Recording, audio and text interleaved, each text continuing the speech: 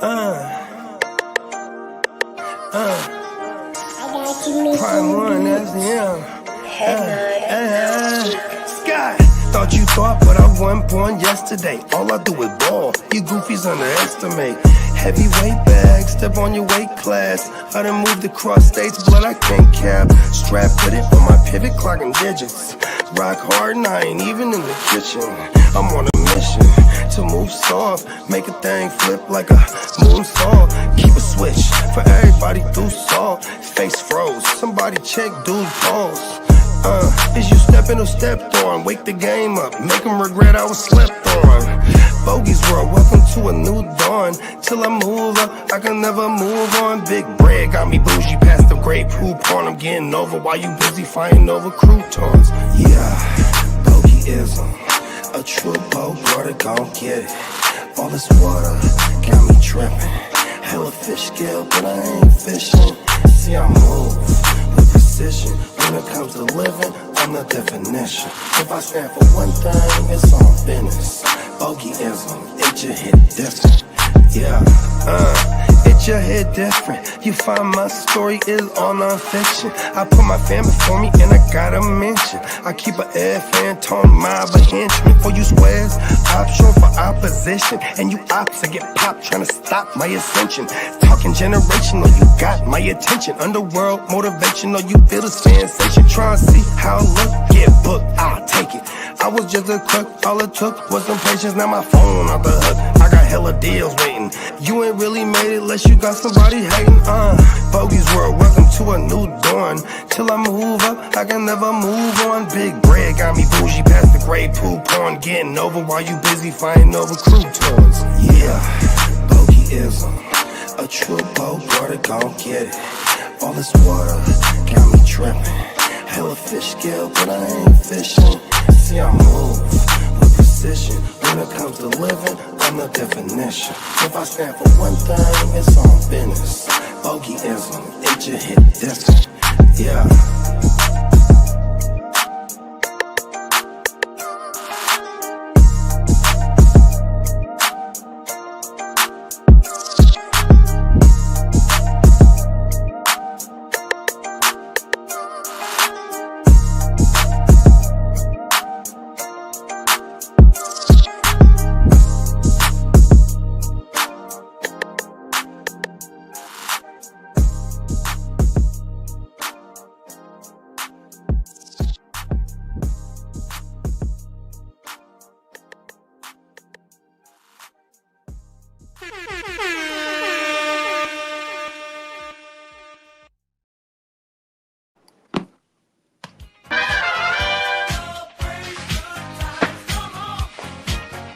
Yes.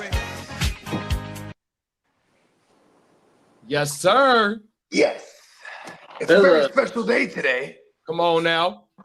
My adopted son / adopted dad, Lee, is turning 50 today.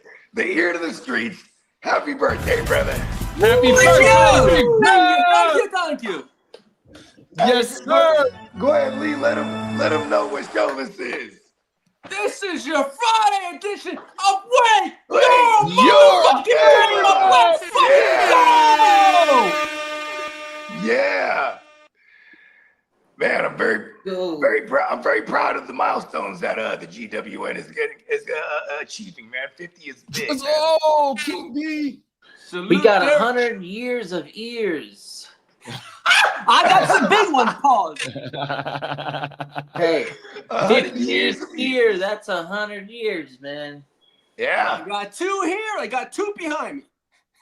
There you go. Look, he got a couple hundred years worth of ears. Yeah, I got those British jeans, man. I got those dumb Happy birthday.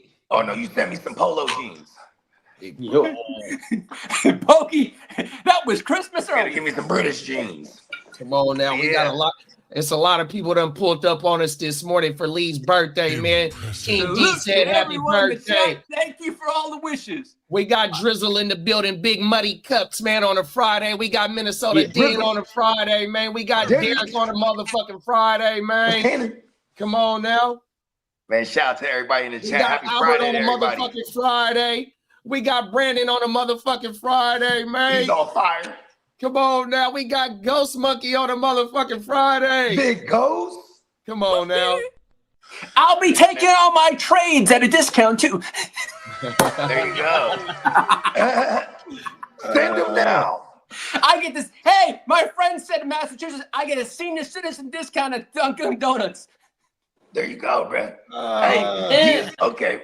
Did you guys ever do that when you know it's your birthday and you go to all these places because they'll give you free shit? Have you ever went on my free shit birthday tour before? No, I've never done it. I do it all the time, even when it's not my birthday. My girl used to hate it because we'd be places, and then all of a sudden they'd come out singing "Happy Birthday." I told them it's your birthday. I always know. Usually, my birthday used to fall on Father's Day a lot too. You know what I'm saying? Come on, you man. know, why aren't we getting the free little cupcake, woo wop, or whatever the fuck? You feel me? We used to back in the day. You know what I don't like is when the restaurant workers, they come out and they're unenthusiastic. Happy birthday. They got the little fucking whatever birthday. Yo, come on, man. Put some pep in it. You know what I mean? That's why you gotta go to like shit like Joe's. You gotta go to shit like Joe's Crab Shack and all the motherfuckers that eat babies, and the whole motherfucking staff will come out and turn up. Hey, oh look, my mama. The Joe's Crab Shack, I think they closed it in the one in San Jose, but they had, I mean, they were replicas, but they had all the Niner fucking Lombardi woo wops. Oh my I mama. always thought that was fly. I was like, man, that's what I need in my man cave.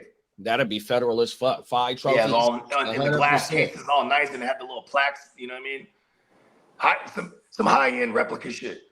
Come on now. Minnesota Den said, "Happy birthday to our very own Ear to the Streets, aka Lee." Yeah, thank you, Dennis. Yeah, man. My birthday wish is to beat Diamond Joe this week. Yeah. You just gonna waste it on that? He kicked my fucking ass. Diamond Joe without that wish. That motherfucker, it's going down in a motherfucking dead hole now, motherfucker. Hey, Lee talks that shit. I have 6 pictures. Come Sunday, he has motherfucking 1. Uh-oh. Let's fucking go. And I still have 2 aces up the hole to nail his ass on Sunday. Pause. Pause. Hard pause. Hey, it's my birthday. Pause. I'm gonna pause it all I fucking want today. He's on fire. I swear to God, I need my own fucking show. Yeah, man. Happy birthday, Ears. Enjoy your birthday. Hey, the ears are popping today, motherfuckers. Let's fucking go. Let's take it to them 50-year-old streets. And Lee was around when they had cobblestone streets. Yep.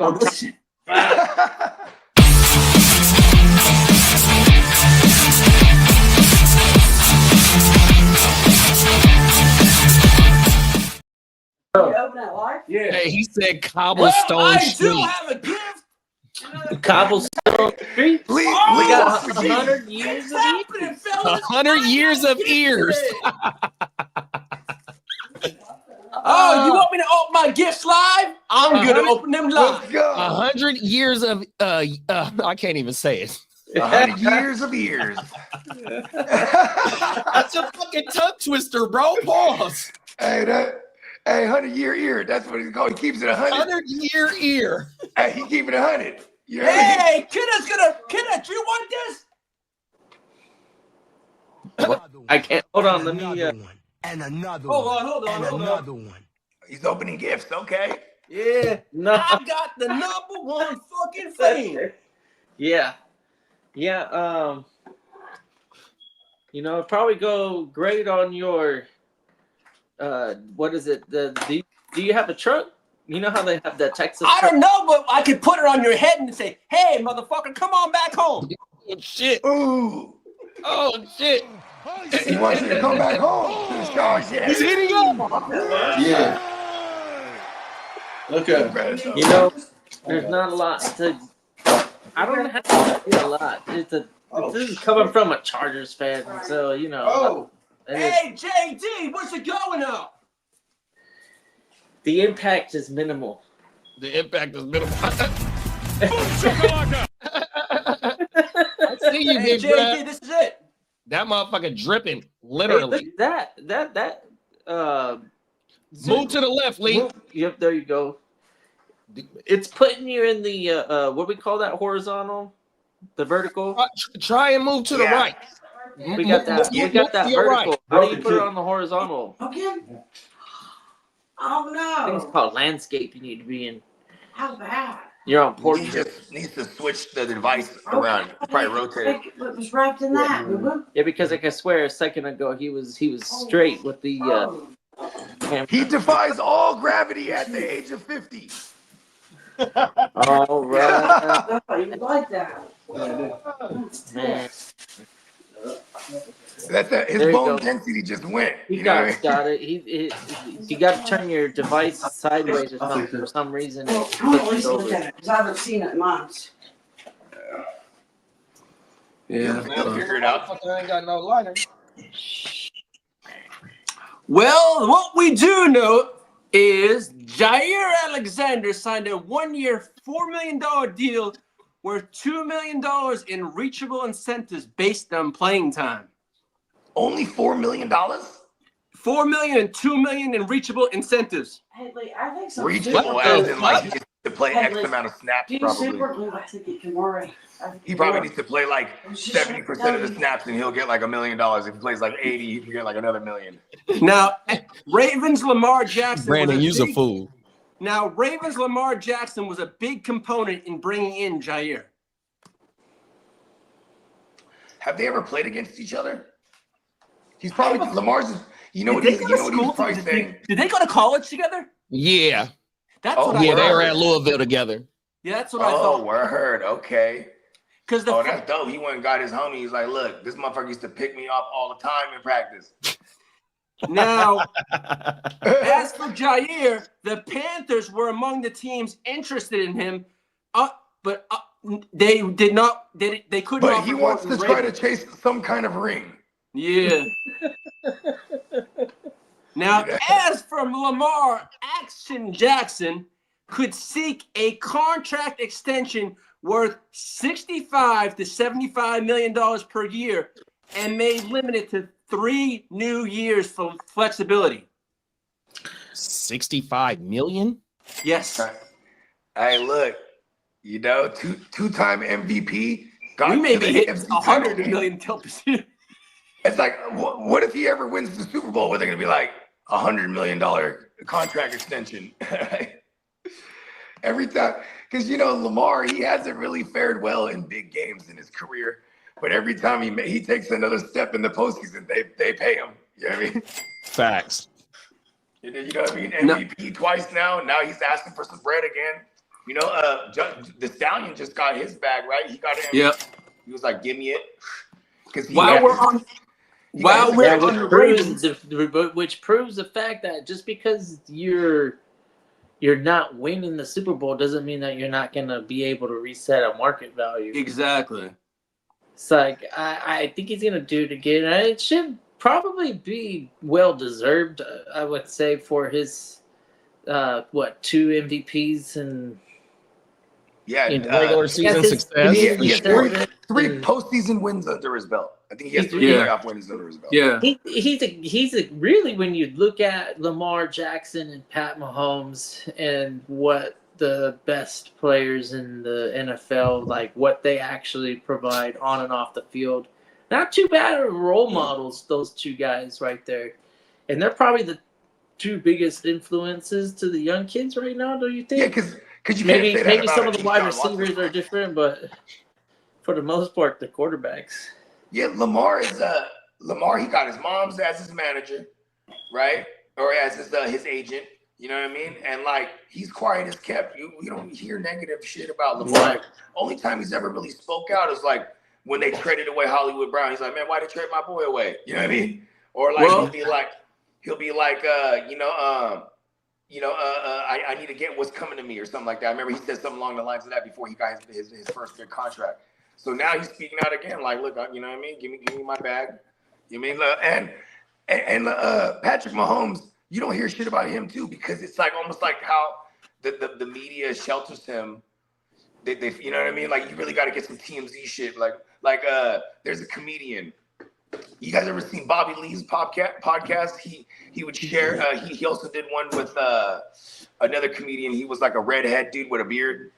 Yeah, that's Bad Friends. Bad Friends, right? Okay, that dude. He tells the badass Patrick Mahomes story because apparently Patrick Mahomes is a big fan. So Patrick Mahomes showed up at one of his comedy shows with his wife, and then he's just laughing out loud, at that fucking distinctive ass fucking Kermit the Frog laugh and shit. You know what I mean? And then he does the meet and greet, and then the wife wants to go back to the room or whatever the fuck, and he's like, "No, I want to go have some drinks. Hey, bro, you want to go out and have some beers?"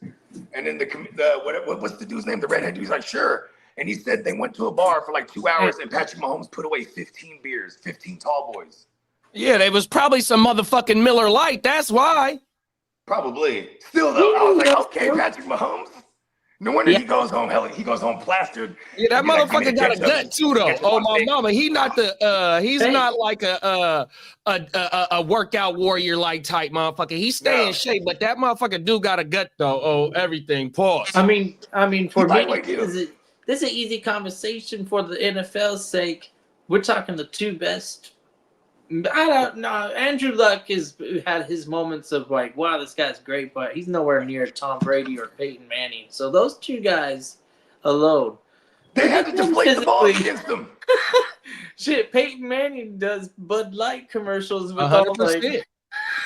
He indulged. He got that whole sure. thing going on the in 2013. In 2013. The reigning champions were the Baltimore Ravens, right? So the season opener opens up, and it's Baltimore versus Denver. And they already had Peyton Manning. They just signed Wes Welker that offseason. You know what I mean? They're about to go crazy, right? And then but there's like a crazy storm in Baltimore, so they moved the game to Denver. So Baltimore opens up that year on the road, but it's supposed to be a quote unquote home game for them. And then they're giving them the fucking Super Bowl treatment and whatnot. But then Peyton Manning goes out there and throws 7 touchdowns on these motherfuckers. And the first thing they ask him, they're like, "Oh man, so how you feeling?" He says, "I need a cold Bud Light for my mouth." Come on now. And I was like, because he was already preemptively setting it up. You know what I mean? I'm telling you, bro. Endorsement. I was like, that man's smart. You know what I mean? That motherfucker likes to indulge, bro. Oh, everything. And ain't nothing wrong with it, though. You know what I mean? 100%. Like my little cousin, right? So shout out to Lil Farms.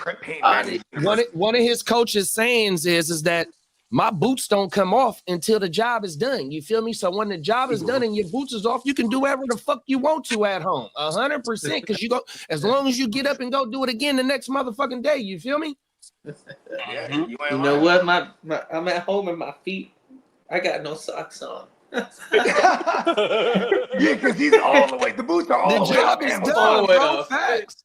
I fucking love to hear that, bro. Today. Now, while we're on the Ravens, I got the weekend hat on. I got the Homer Simpson grilling in the background. Come on now, it's time to kick back. Let's go. Yep. The Baltimore Ravens has still been getting trade interest from several teams for veteran tight end Mark Andrews. Cool.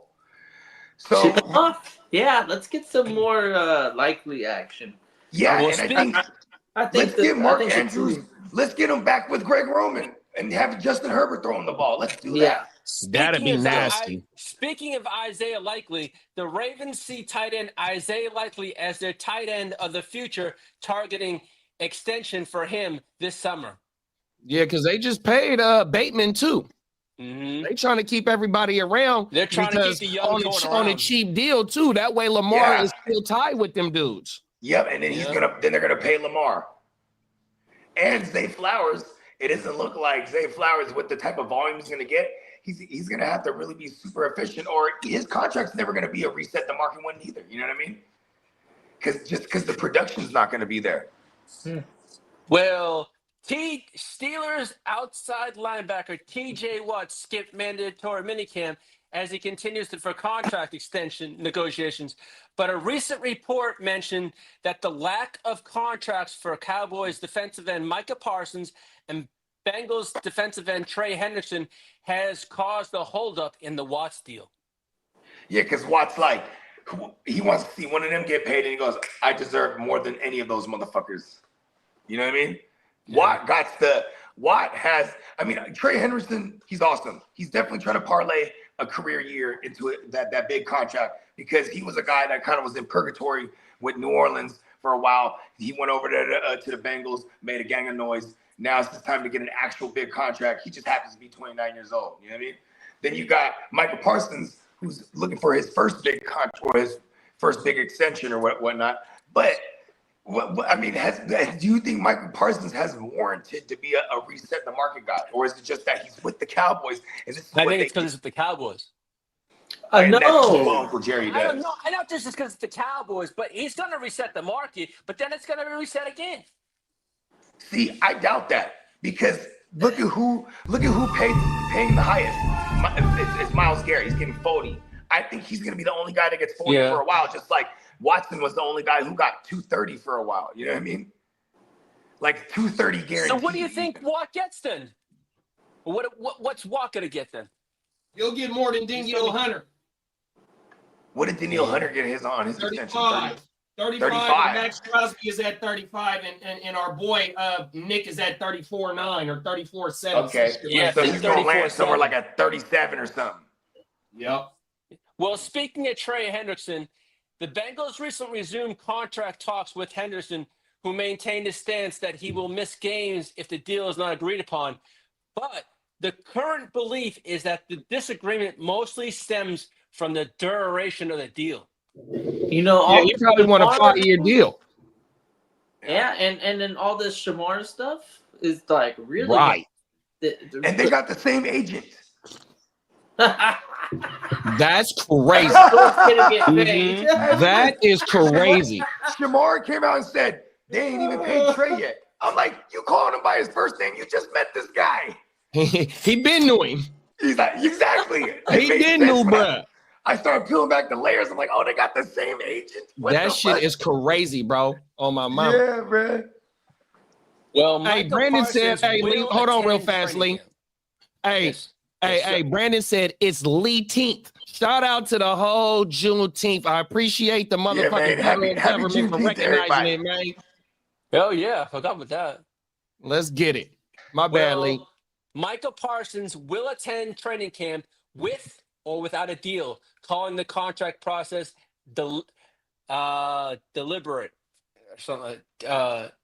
He says it's going to get done, though. He did say. Wait, run that back. Run that back. It says here, Cowboys defensive end Micah Parsons will attend training camp with or without a deal, calling a contract process a deliberate. Deliberate. So I think, you know, like when they say the conversation is fluid, I think it's ongoing. I think deliberate is the next phase where you're like, oh, okay, so we're deliberating, we're talking. Oh yeah, that's right. You're going back and forth now, trying to discuss what the offer is actually going to be. And then like, so they're pretty close. It might take, just not there yet. Yeah, it might. Yeah, take, what like I think it was OTA that one we just paid the Brock. When did we pay the Brock? Like everybody loves money. I think you hold off about on the 3 Brock weeks ago. Until you definitely like don't need to sign him right now. Why? Yeah, and like and going into OTAs, that's not much. And like, you're talking about Brock Purdy. I'm totally thinking about another Brock. Oh yeah. Yeah, the Brock. Yeah, he's the Brock. All the other ones are just Brock. Yeah. We got Brock Bugatti too. No, I like that one. That's JD coined that one. The Bugatti. What's up, Crooked? What up, Crook? Top of the morning. Big bro said he out there in New Mexico. Okay. He's selling some Christina. He had a wedding, man. He's at a wedding. He's on break. He's been breaking bad time. I've actually been in New Mexico. Yeah, I never been to New Mexico. I've been out there. It's been a while though. It's been a hot minute. I've gone super high elevation. Well, as for our man Miles Peacock, well, his Texans quarterback C.J. Stroud returned to throwing at minicamp and blamed the recent shoulder tightness on off-season conditioning. Head coach Jamiko Ryan says there are season training, diet, all this shit, and just have it specified to whatever the target goal is, right? Like with Brady, it was all That kid about is a fool, bro. what's the shit going thing? I know, right? Yeah, Brandon's on fire. But yeah, you know what I mean? And CJ Stroud, it's pretty dope that I feel like we haven't even seen that kid's ceiling yet. No. You know? Hey, here, I'm gonna pull that shit up, bro. Look at this shit right here, bro. And this is only single quarterback shit though, but watch this shit. Sharks. Let's go. Let's see it. Watch this shit. Because I've been in the lab trying to get some shit pumped out. Pause. Oh yeah, JD, that wide receiver video was dope. Good looking, big bro. I got some other shit coming later on today, man. On my mama. I'm gonna send y'all the link when it drop. Everything. I'll send you Keon Coleman in the first for Travis Hunter. T Hunter. Thunter. Oh my mama. He's the Thunter. Wait. Oh, here we go, right here. What's the Hunter offer actually? What's good? I'll send you a 2027 first and second and third. My First, boy second, been trying and to. third. Yeah, I swear to God, I would. T Hunter. Okay, look. So, I need another player in. Okay, go shopping. Go shopping on my team. Look where they got. So this is single quarterback PPR, one PPR, and look where they got CJ at right here. Look where he's going around. That is crazy. Wow. All the investments that they didn't had in the offseason for bruh, and look who's going above him, bro. Recency bias, really. All right, for the best casuals ballers out there, don't fuck it up for redrafters now. Like, don't all of a sudden fuck his value up, because I like DJ Stroud next. Yeah, let him drop. So he's in between McCarthy and Trevor Lawrence. I'm like, oh, that shit is ridiculous. All day CJ Stroud right there. That's ridiculous, bro. I mean, I can't believe they have Drake May higher. Recency bias for the casuals. It only goes as far as them looking at how they finished or what their production was, or you know what I mean, or what they just remember seeing from last year. But it's like, yo, you got to be able to project these things, and I like the value we're getting here. I like the value on the Brock. Where was the Brock at there too? Brock is look at Dak for shit, Brock's up comparison. there. Look at the Brock. I'm going at the 9-10 right now in single quarterback. I'm not mad at that. Yeah, and Caleb Williams is too high, and that's too much. That's Herbert so low. That's another pretty good value. That's a good value too for old Justin Fields right under Herbert. I know. Think that might be. We might be paying too much, a little bit too much right there. People love Justin Fields. That's It why. gotta be the hype of him having the full starter gig and the rushing opportunity. Exactly. Yeah. For fantasy purposes, if you give him a full 16, which I don't know in real life we want to give him full 16 unless he's doing really good. So, yeah. 17 even. if we're remotely competitive and we get like 8 wins this season, then yeah, I think he did okay. But if we get like 2 or 3 wins, then yeah, we already know. Like that was probably his final. The mob's gonna call him in for a meeting in Little Italy. That's like the Little swan Italy. song. The 2-win season is gonna be a swan song for Justin Fields if we suck. Let me see if I can do super flex real fast. IDP. Oh, super flex. Here we go. Boom. Here go the super flex rankings right here. Early June ADPs. You got CJ a little. CJ out. He moves up over Purdy, Goff, Love, Dak, Trevor. He moves up a whole lot. Like this. This is much better. In super flex. This is smarter people playing super flex. This is speaking our language. Yeah. Yeah, and I still do like that we can get Brock as a QB too if we get a Stroud or if we get a, you know what I mean? Yeah, and they're going Stroud at the 5'1", Brock at the 5'4", and Goff at the 5'5". Dak at the 6'4" might be a damn. Well, there it is. That's more realistic. Get like a Stroud Dak. I'm not mad. That's good value. And then you got Matthew Stafford at the 9'2". Boom, there's the value. What the fuck? I'm not scared if he dies neither. Look at Danny dumbass dimes. You got Stafford at the 98 and Geno at the 105. Value. So the 9'9" Geno and got 9'2". weapons too. Geno got some weaponry. Huh? Oh, Geno got some weaponry too. Right. The Bugatti. You just said it. The fucking Bugatti. Right? Mm-hmm. Oh, here you go, Gang Green. Kyler Murray is moving up 17 spots. Plus 17 right here on the market index. They must be banking a big year from Marvin Harrison Jr. then. I mean, shit, and Trey McBride. We got the rushing upside, I guess, on those two guys right there, Caleb Williams and oh shit, I didn't even notice. I So would the put rushing Drake upside, May those ahead guys. of Kyler Murray. Drake May. I just feel like Drake May is a more polished. That's what I would have done. But hey, football. But you know what though, big bro? How you just mentioned Caleb and Baker is only 4 picks away. 5 picks away or something like that. That's crazy. Look at that. What the and Baker coming off a 4,500-yard season with 300 yards rushing. He almost had a 5-wow season, and they got this boy Caleb going right after him. Like, what the fuck? Yeah, I do see the clear cut. Like, there's the break in where I want my quarterback. So Baker and above, I need to have at least one of those guys. And then if I'm playing dangerous, then the alternatives, it isn't too bad actually. The alternatives. I'll do like a Stafford or a fucking JJ. I'll take a flyer on a JJ because if they can do it with Sam Darnold. Yeah, we're talking redraft. Fuck those guys up top actually. And Sam Darnold going hella late. Russell Wilson going in the 12th round, and you can protect yourself with Jackson Dart in the 13th. If I don't know if I'm disciplined enough to not go and get Baker, like, cause I'll wait on Baker and hella target Baker because I just fucking love Baker. But that's what Kid has said. Where the break is at Bake-up.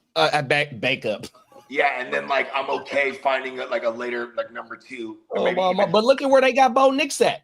Bo Nix, boy, he got super hype right now. Yeah, I think it's the rushing upside for Bo Nix, and that's why you see Kyler and fucking Caleb as high as they are. I think if you add with the running backs they added, I think he easily loses 50 of those rush attempts. How many rush attempts did he have? I want to say 90. 90, right? He was just shy under 100, and he was just shy under 500 rushing yards. Because I had another theory. It's like if he's running around too, he could be part of their little rotation on the ground. Like, you know what I mean? Him, Dobbins, Harvey, and him. You know, that's the thought I just had. So, so maybe he doesn't necessarily lose any rush attempts then. I like it. 3,800 passing yards. I mean, I'd say he's a lock for 4,000 plus, right? If we can get those rushing yards and get them touchdowns up. I like a young Bo. Yeah, Bo goes everything.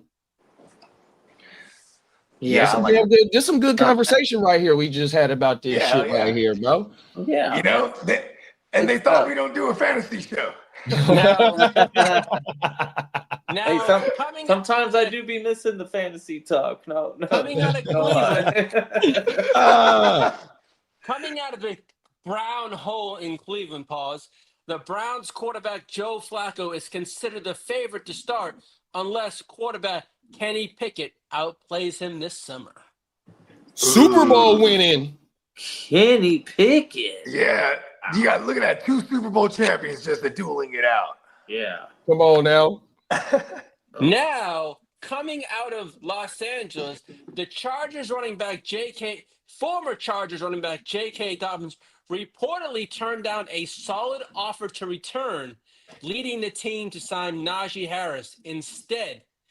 offensive coordinator, and then on the other side, offensive coordinator Greg Roman praised rookie Omarion Hampton, calling him the total package. Bump, pause. You were supposed to pause the total package. I'm sorry. So what are the numbers It's on his birthday. What, It's my birthday and I can.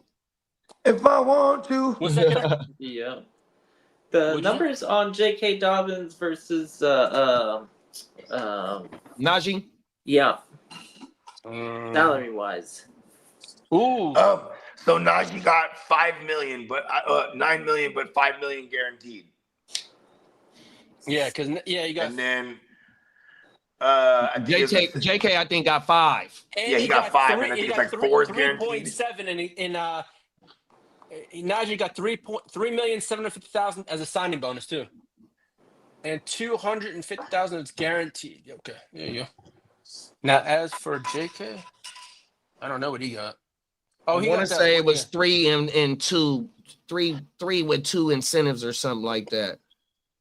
Yeah, he got close to $5 million. 5.25, and then he got close to $5 million. I through think incentives. Yeah, let's get it. And he almost hit for a wow. He also got $680,000 in per game bonus. Oh shit!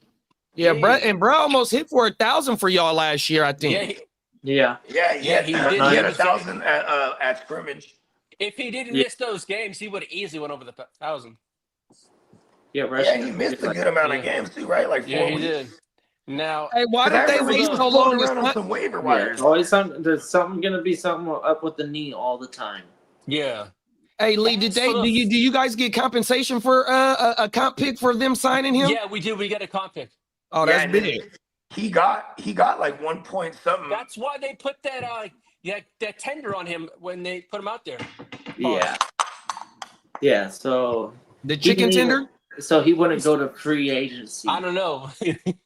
Yeah, they wanted to get something out of him. Yeah, and that's funny too because it was like, all right, it was a division rival. It was like, we'll do it. Yeah. And then to be honest, the Chargers weren't. They were going to get rid of him. They brought in the Najee. Well, I think to prove himself, at least they weren't forced to give him the opportunity to say, "Oh, okay, guess what? You're starting day one, and you're basically doing 3 down work. So let's go." And he did. Now he did a job for him. You know, I wouldn't say it was always good, but he did the job. You were run out of gas. As for the 49er faithful, 49ers defensive end Nick Bosa praised rookie Michael Williams for his eagerness to learn and said he's sharing advice to help Williams make an early impact. Let's get it. I'm gonna be happy on this news. Do you got the broken thumb on your notes, Lee? For the 49er player? What? The broken thumb for the 49er player. I did not. Oh, we missed that. Who broke his thumb? Nick Martin got a broken thumb. Now, Suge Knight, away with it. Because Suge Knight, I guess they from around the same area. Baby Suge Knight, aka Trent Williams. I guess they from around the same area, and so Trent Williams was being interviewed away from the facility somewhere in Texas, and he's the one that broke the news that Nick Martin broke his thumb by lifting weights, and then he started laughing like, man, how you break your thumb lifting weights? 100%. I seen the shit yesterday. I can only imagine how heavy that shit was, but for real, this is good. You can definitely break your thumb. This is great news. You know, it's like I think a lot of linemen should consider chopping off their thumb. You know, like fuck the holding calls and really get over and make a block. You can just get a glove just like this. Get a penguin glove. It'll be an incentive. It's like, okay, if you chop off your left thumb, we're just talking about one arm. We'll give you a $5 million bonus, but if you do 2, we'll give you $12 million. Ronnie Lott was like, man, I did that shit for the love of the game. Come on, Nick Martin. Hey, Ronnie Lott's gonna give a call to Nick Martin. He's gonna be like, you know who I am? Right, 100%. I'm a Hall of Fame player, man. Don't worry about that motherfucking thumb. It's all good, bro. You can do it with 9 fingers. 100%. Now, Bogey will be happy with this news. Pause. Had to pause at 9 fingers. Kansas City Chiefs Travis Kelce is open to playing in 2026. Oh shit. Hey, football player, are you open to playing football? Well, yes, sir, I am. So what played it all my Thank you, life. Spencer. Hey, you know what? Hey, you know what else? Hey, you know what that tells me? Hey, him and Swifty ain't getting married no time You ain't soon. lying. He thinking about playing another season. I've Hey, been they saying it still for both years. young, Taylor Swift okay? got a bad box. Hey, let them be youngsters. Hey, who cares? Facts. I've been Swifties are telling gonna people come for after you, years. Bogey. Taylor Swift got a bad box. Now, You can't get mad at me for that. Now, as for those Rashee Rice owners, Rashee Rice won't be suspended until his criminal case involving 8 felony charges ends. So we Trade for him. Hey, Spencer, go to Coronado Beach today, big bro. You gonna love Coronado, bro. It's fucking $50 million houses, $100 million houses right on the beach, bro. Oh, my mama. Them motherfuckers. Oh, yeah, he's out there in San Diego. Approaching 9 figures, dude. Facts. Them That's a motherfuckers nice is area so right beautiful, there. big Yeah. bro. Oh, Hey, my mama. The worst part about it is you got to hear the jet engines from the military aircraft, planes. but it's really Facts. Top Gun. It is. It's right there. That's Naval Air Station right there. So Facts. it's Fat shit. it is beautiful. It's though. beautiful, bro. I swear. And that's Yeah. an understatement. San Oh, my Diego mama. is probably one of the nicest We places import our in the sand. world. I think we get our Like weather-wise. some island somewhere maybe, or maybe like a sand dune out in the because if you keep going east, you run into giant ass fucking sand dunes that are like legit used in movies. It looks like we have a new speed racer in the NFL. Well, Browns rookie quarterback Shador Sanders was pulled over for driving 100 miles per hour at midnight on Tuesday morning in a 60-mile-per-hour zone. Kicker, the recent Shador Sanders speeding ticket at 101 in the 60 zone wasn't his first this month. On June 5th, he was ticketed for going 91 in the 65 zone. Hey, he was in that motherfucking TRX, man. Them motherfuckers got them Hellcat engines in the truck, man. He just testing the engine out. He trying to break that bitch in. Honestly, yeah, those JT, aren't you see the video? egregious. Can I have your social security number? Considering the speed limits, when you think about it, that's basically highway territory. If your speed limit is 60 or higher, like this was, you're basically in. You should be. It's the fact that he got one prior. Traffic, and if there ain't nobody out at midnight, which wherever he's at. Come on now, talk about it. Come on, he's in And he not drunk. He don't got no DUIs. They ain't no DUIs. It's just for going fast. Yep. We straight from Cleveland. That motherfucker got a Hellcat engine in a fucking truck, dog, on everything. He trying to see what it do. We can honestly mature up.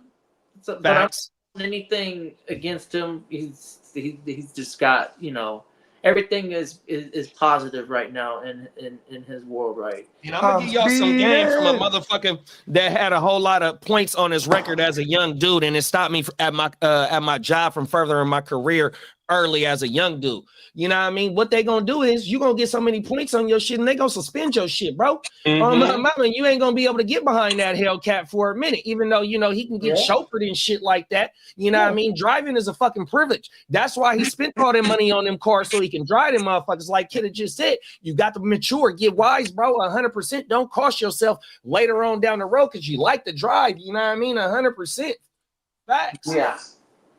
Yeah. Well, Commanders wide receiver Terry McLaurin could receive a contract extension worth $36 million to $37 million per year. Oh shit! The NFL's second highest paid wide receiver. Whoa! Fire up the bagpipe! Come on now. Hey, he deserves it, man. He's had a fairly consistent career of production, having consistent bad QB play until like now. Facts. Now, Dalade. For several NFL executives said in a recent meeting that Minnesota Vikings Justin Jefferson was the best wide receiver in the NFL. All right. So what's the panel think? I agree. I don't know. Is it going to be him or is it going to be Chase?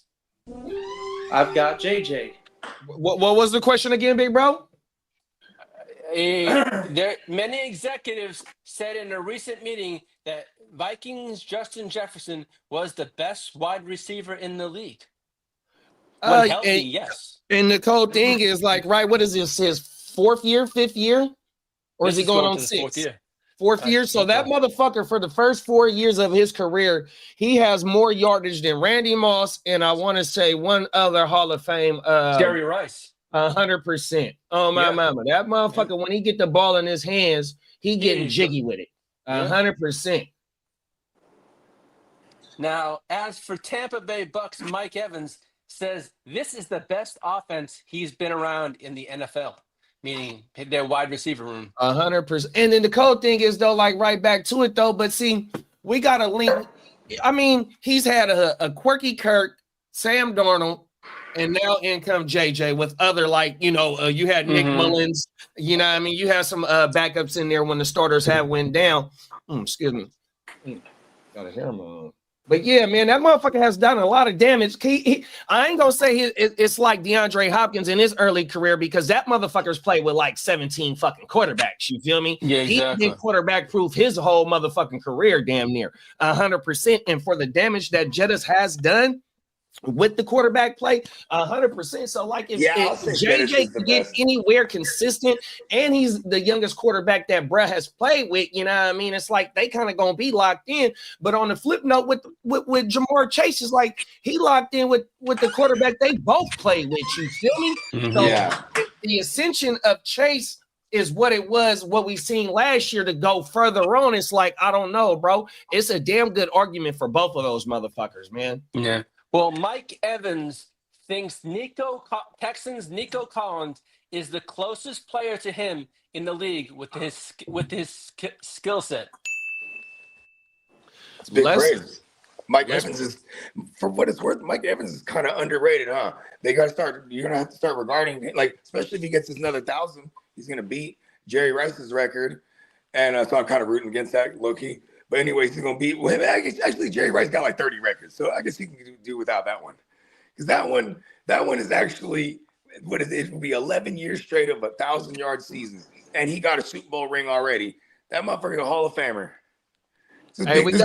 Big praise from a Hall of Famer. We got the Orange Crush fella Chase in the building. Top of the morning, Chase. What's up, Chase? I'll be right back, fellas. Well, this is kind of wild. Pittsburgh has been engaged in talks with another pass catcher, but they've reportedly been lowballing teams with late-round comprehension picks for a starting level players. Lee, hey, is there any way you can find who they've been talking to so we can know who they've been lowballing for, bro? Pause. Pause. I know, right? What's their GM name? Khan? Is it? Khan. What's the? Oh man, that shit is crazy. Old boy trying to put something together for AA Ron, bro. He's trying to be on the cheap. Come on now for the low. Oh my mama. Talk about being Lobo. Right. Jesus Christ. No. For starting level players, too. Come on now. Hella disrespectful. Yeah. It's kind of crazy, man. Well, yeah, man, it's some crazy shit going on. And now, as is a crooked commissioner on the house, I think he might still be in here. Well, Bears safety Jaquan Brisker is fully recovered from a vestibule concussion that sidelined for 12 games, and says he won't change his physical style of play. I don't know what vestibular. I don't know vestibular concussion. Concussion. Oh, okay. It says concussion, but that's a different kind of concussion I've never heard of. A contusion? It says vestibular concussion. I'm gonna actually said that's Google Brisker that right now. Yeah, it's Brisker. I'm actually gonna Google that right now. I've had many concussions, but I've never heard of that one. Let's see what it says here. Oh, a vestibular concussion occurs when a concussion damages the vestibular system. Oh shit!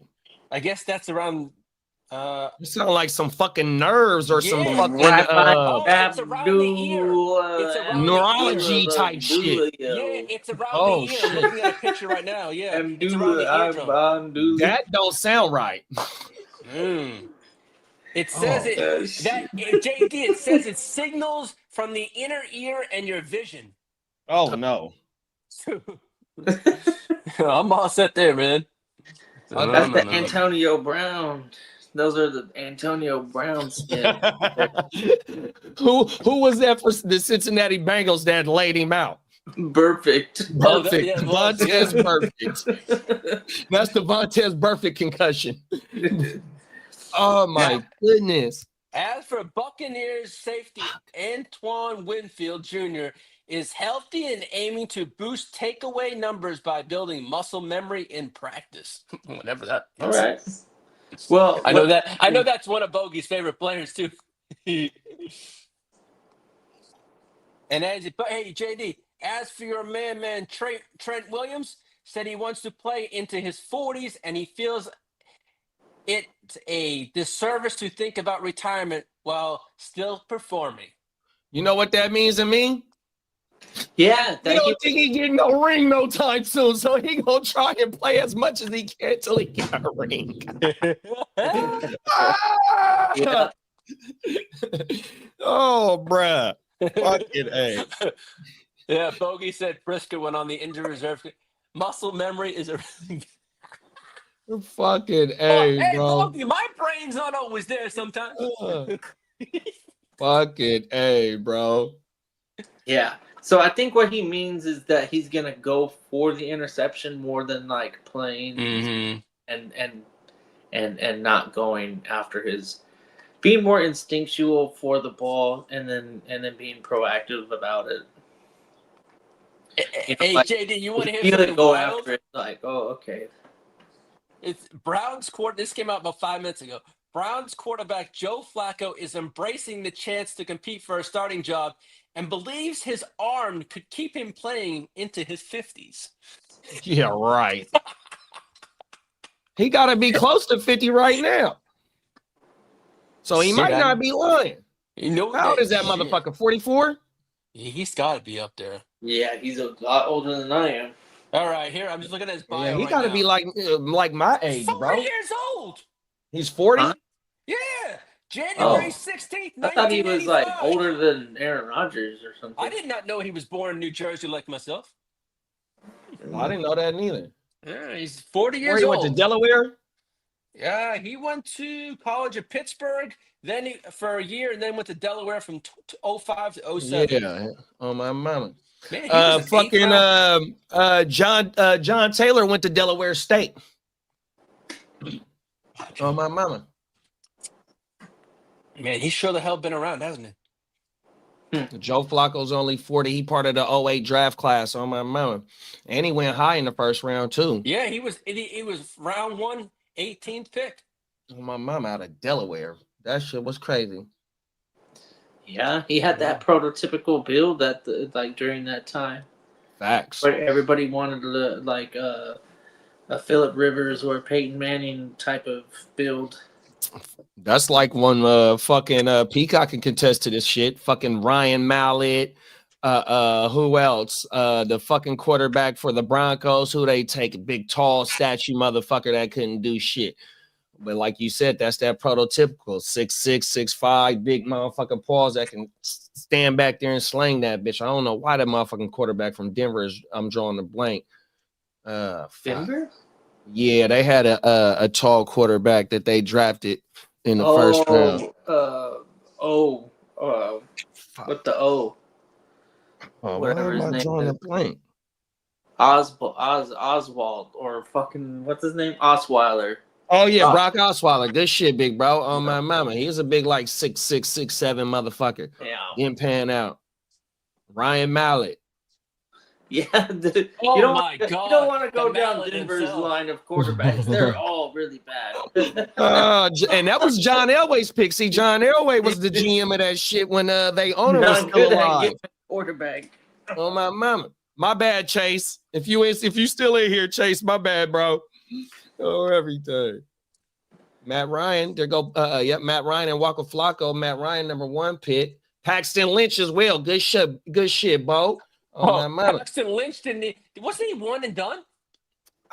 He might have stuck around for a couple of years. I don't remember, big bro. On my mama. I think he came from Memphis, or where'd he go? I think he went to Memphis. Paxton Lynch. Was it Memphis?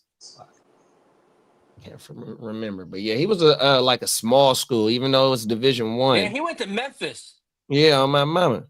Facts. He was the first round pick. Yeah, he was. What the? John Elway pick. What the fuck? Oh yeah, my I remember mama. that. Denver accounts for most of the high draft pick quarterback misses of like the last 25 years. And then was all John Elway picks, big bro. No fucking lie. That shit is cray in the motherfucking Z. He played in 26 and 2017. He played a total of 5 games. Wow. That's crazy. My bad. Wow. Yeah. Wow. A total of 79 yards, too. Gotta love that shit. Oh my goodness. That shit is crazy, bro. His first year, he put that's some crazy shit. John Elway done swung and missed. He done struck out. And draft that was a picks. big pause for him.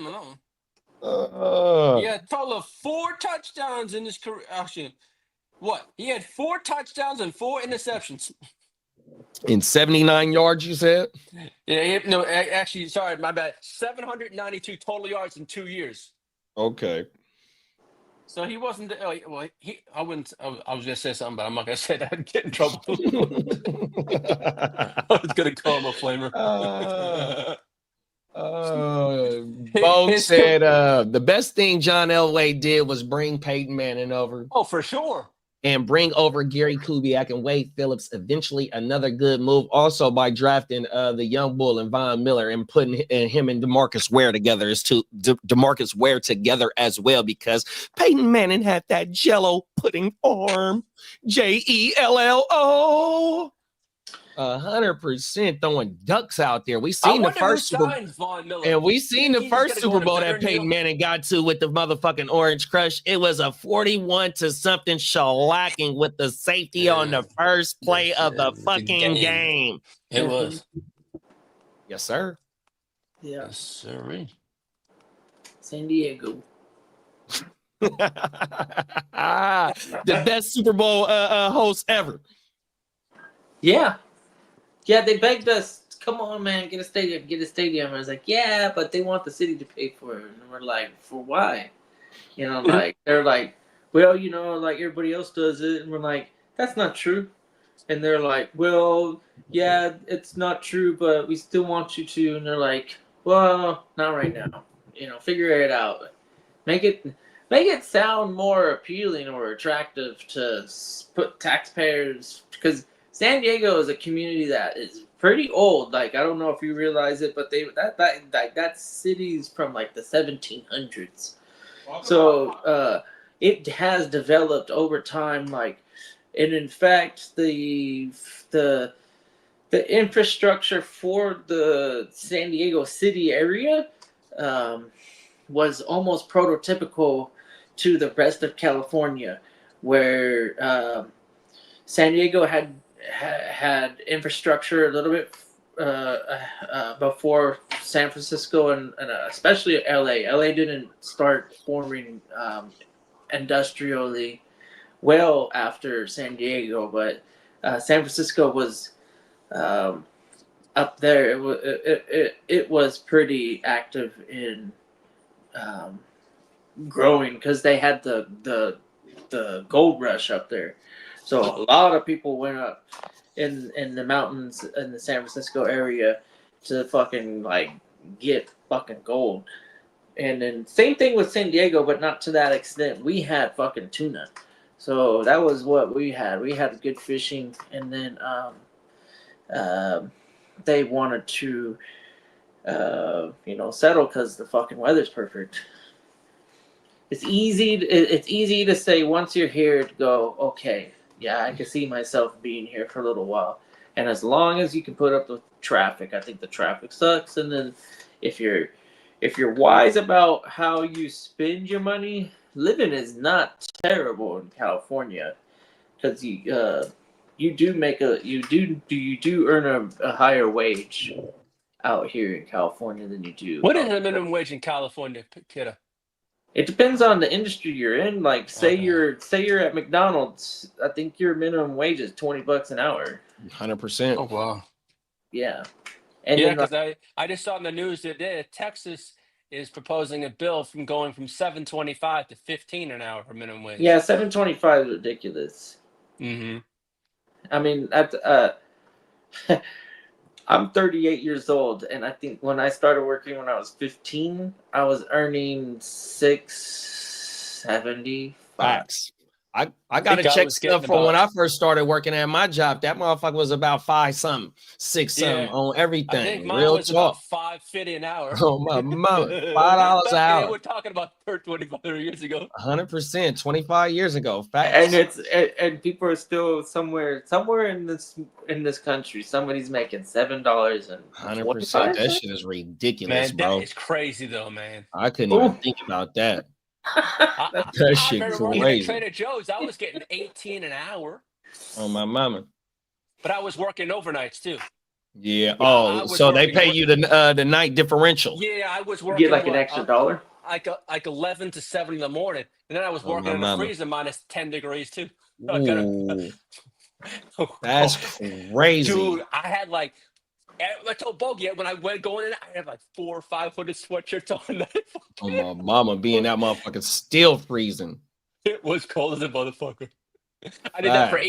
8. My knees took a toll on man for 8 years. We got another happy birthday shout out to you, big bro. We got Breland in the building. Happy birthday, Lee. Love you, baby. Pause. You got fans, big bro. What the? You got fans, big bro. Oh, everything.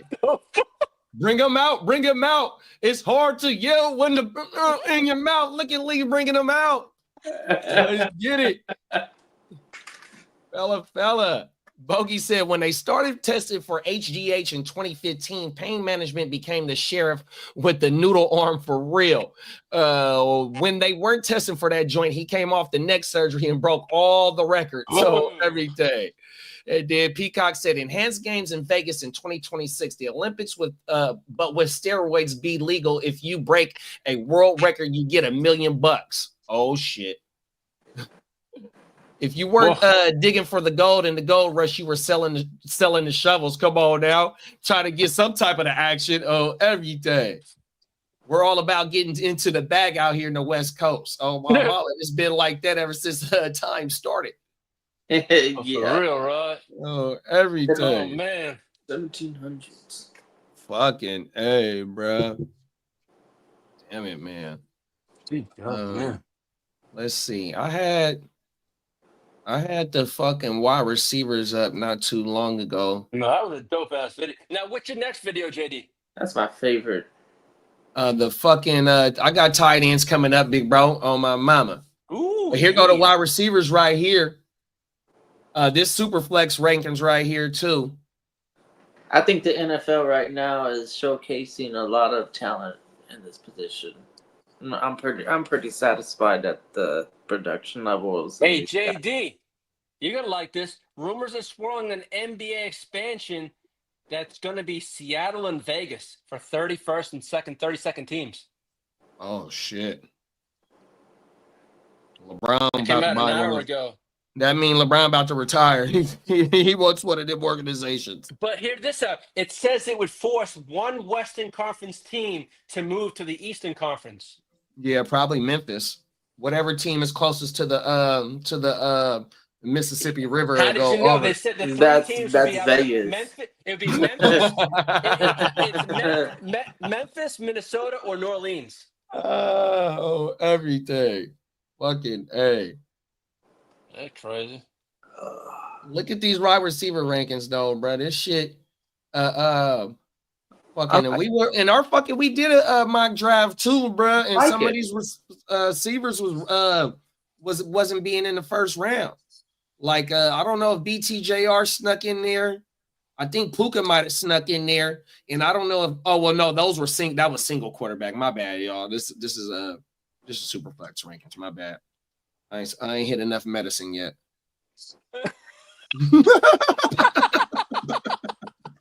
And I got a Paloma over there. Here, I'm gonna show y'all. This motherfucker is from last night. Motherfucking Friday, dude. Watch this shit, bro. I couldn't even finish it. Let me go get this bitch. This motherfucker been sitting on the coffee table in the studio since last night. Because I have one too many. Oh my mama. Yep, been there, done that. That's that's fun though. Fridays until August 21st. I'm just enjoying myself. Look, this motherfucker sitting here full. A Paloma that ain't. I probably took one sip of this bitch and said, "Oh, that's too much." Because sometimes I be feeling so good, having a great time, and I'm sitting there going like, "Man, I could go for another drink," and you pour it, and then you sit there and you go like, "You like too sweet." You're like, "Nope, I'm so tired." Fuck. And that's exactly what I did. I went and got in the bed, big bro. Like, I'm done. Fuck. Yeah, be bad. I might as well just hit this bitch. I gotta grow some hair on my chest to hit this motherfucker right now. Oh, everything. Yep. So I've got no qualm with how this is set up.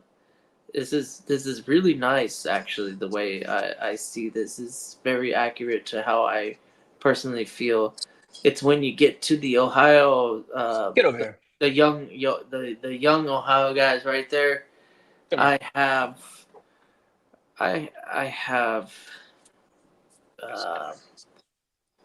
don't know if I have Garrett Wilson above JSN, but I definitely have Marvin Harrison Jr. below Garrett Wilson. JSN, new quarterback, MH Jr. Yeah. JSN, yeah. I think because even though it's Clint's first year there, I think he knows what he has in JSN. It's just that, and plus, this is so like he ran a lot of. I think he was the number one wide receiver from his in slot snaps.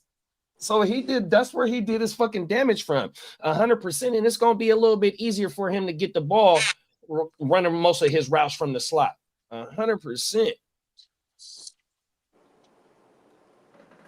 And then Garrett, even though he had somebody on the other side of him that had 141 targets, well, them is vacated 100%. And what did they bring in to alleviate or to help, Garrett Wilson take some shit off of his shoulders? They didn't. And bruh has been a WR1 before without Devontae over there, 100%. Oh, yeah. Without, with boo-boo quarterback play. Yeah. I think he's gonna have the. This could be the best year you get out of Garrett Wilson. If there's a bet out there that says, "Oh, okay," out of the career of Garrett Wilson, has he peaked? I would say no. And this season could be the year that he hits his ceiling in terms of career production on a season. I want to say 1,500 and 15 touchdowns. That's nasty work right there, big bro. 100%. Mason Taylor, the number 2 option. Shout out to Chase. 100%. And that's crazy. If Mason Taylor is your number 2 option, that means, like Kid had just said, 1,500 is the low ball probably. Oh my God. I ain't gonna lie. And that's one of the tight ends this year I'm very high on is Mason Taylor. I like the guy. I'm not rushing to start him anywhere. I have him, but I like the idea of the a lot of the picks that you make in you're talking like Mason Taylor's. It's almost okay. Now I'm gambling, and you're hoping that you pick the right time to gamble. Whatever. He's not proven to be anything significant in this league, so I'm not. It's like me. It's like me with Pat Bryant.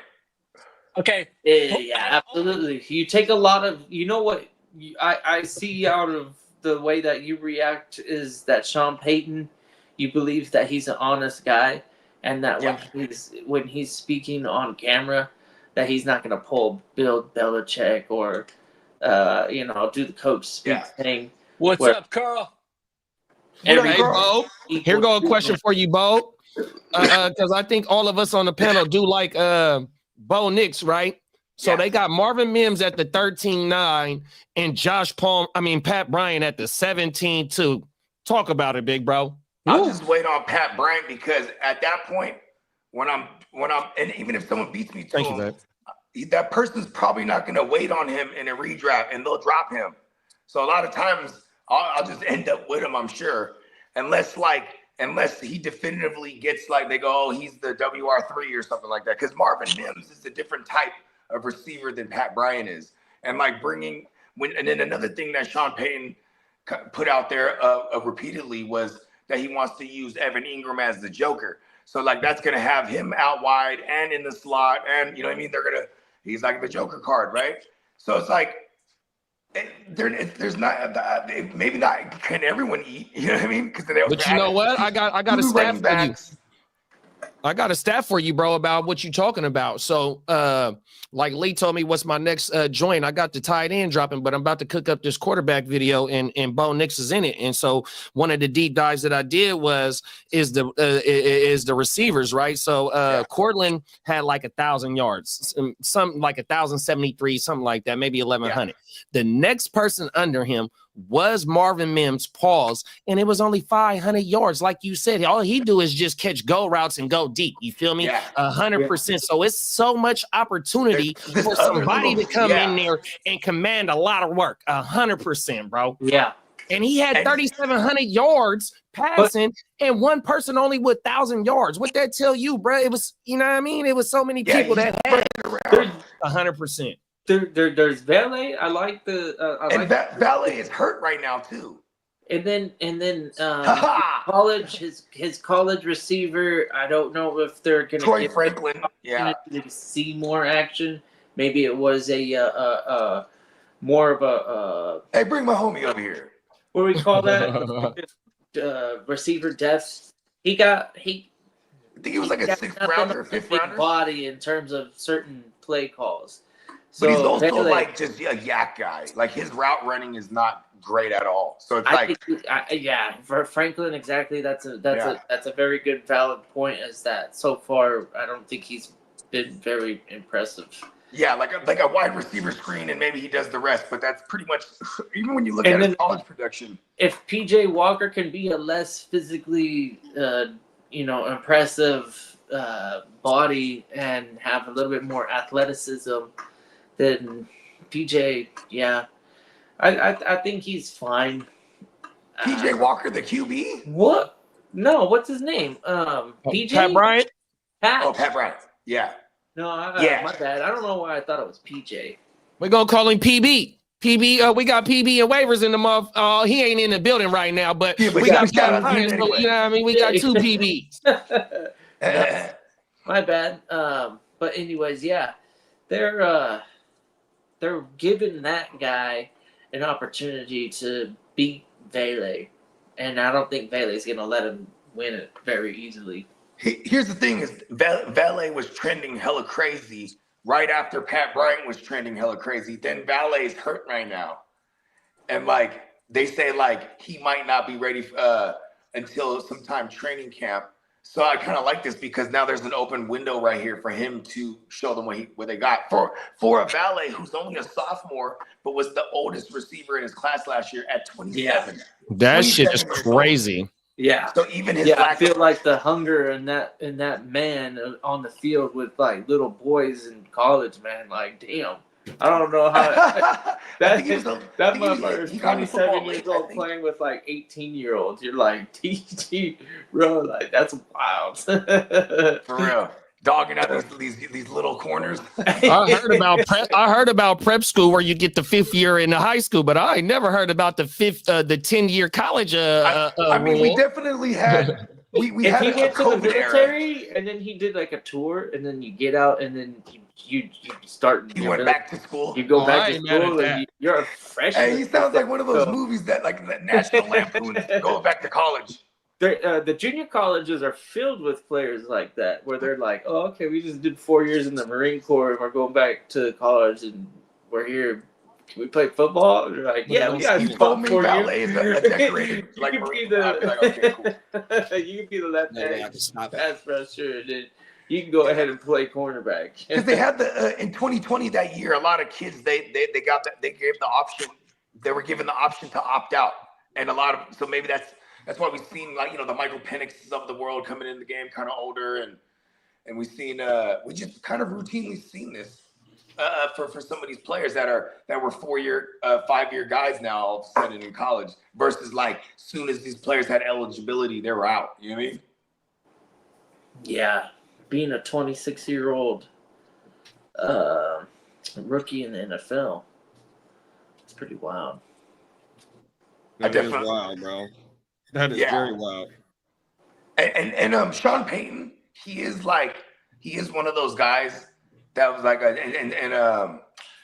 Spencer always brings this up, that like when he got there to New Orleans, he was like, okay, everyone gets a free shot at these starting gigs. You know what I mean? And Marcus Colston was like, what, a 7th rounder or something, or 6th rounder or something like that. He said everybody gets a free shot.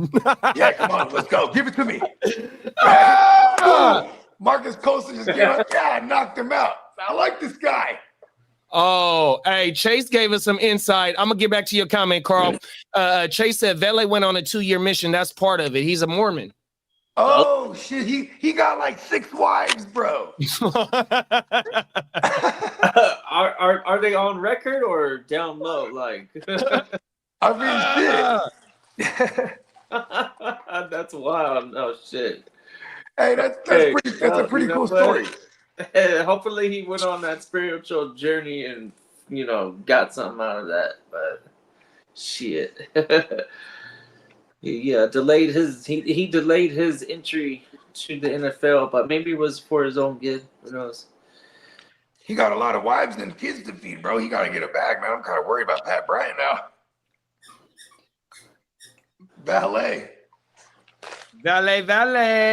Fields isn't that accurate. Well, so far it has not proven to be a trait that Fields has shown that he's capable of consistently being a 300 passing yards a game.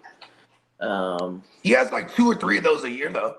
Yeah, but so let's do this. So I think he has 3 games like that. I think his ceiling is achieving, half of his season, and hopefully a lot of it will be at home, and energize the crowd and make a scene for his production, because this is a make it or break it type of situation for Justin Fields, and I'm rooting for him, not because I'm a Jets fan, but because I like Justin Fields as a. And I think he's actually numb. He's actually numb to negative press because he's been getting it all his career. Now he's in the mecca of media. His passing. I feel like he's not even going to be tripping, bro. Man, we ain't even talked about it. If we did, please forgive me. I was doing something else, but he got DJ Moore up there as a top wide receiver. You feel me? DJ Moore was vouching for bruh to stay instead of them taking the #1 overall pick. You feel me? I know it's Ohio, but when he played in college, he had some of the most impressive passing stats in that class. Like, it was up there, better than Trevor Lawrence, in my opinion. His production in college. Braxton Miller was good in college too. Yeah. Not Shout saying, out to Braxton Miller. I forgot about Brad. Braxton Miller was dope. but He had like 4 or 5 good games. the Yeah, he was. probability Yeah. of him succeeding was there, and she's shown that he can at least lead an offense to enough points to where if they have a solid defense, they're in the game and they can win at a high clip.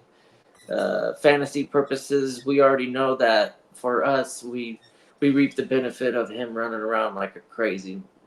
2023. I know Fields didn't play the whole shit. Fields running around for 16 games is gonna be wild. That's gonna be nice fantasy pickup. So let's play this game real quick. Regardless of, I got something though. 2023 DJ Moore. Even though I know Baguette, our boy Baguette. T-Bag, shout out to Bogues, 136 targets, 96 receptions, 1,364 yards with 8 TDs in 2023 for DJ Moore. Wow. That's pretty nice. I mean, the TDs year. with the Garrett Wilson, not going to lie. That offensive line that we've slowly pieced together is looking pretty nice. And he plays very well. And Justin Fields played 13 games that year, bruh. 2,500 yards. And the defenses are respecting the run game so much to where he's just got like a couple seconds to figure out who's the best receiver to target. Then, fuck, I don't think it's out of his potential to hit those and make those decisions. You know what he needs? He needs one phone call from Jameis Winston. No, don't talk to that motherfucker. No, Jameis Winston. Hey, you know what? He's the best motivational speaker in the world. I'm glad you brought up Jameis Winston because remember how Lee dropped a blurb on us about Cam Jordan vouching for Jameis Winston? Yep.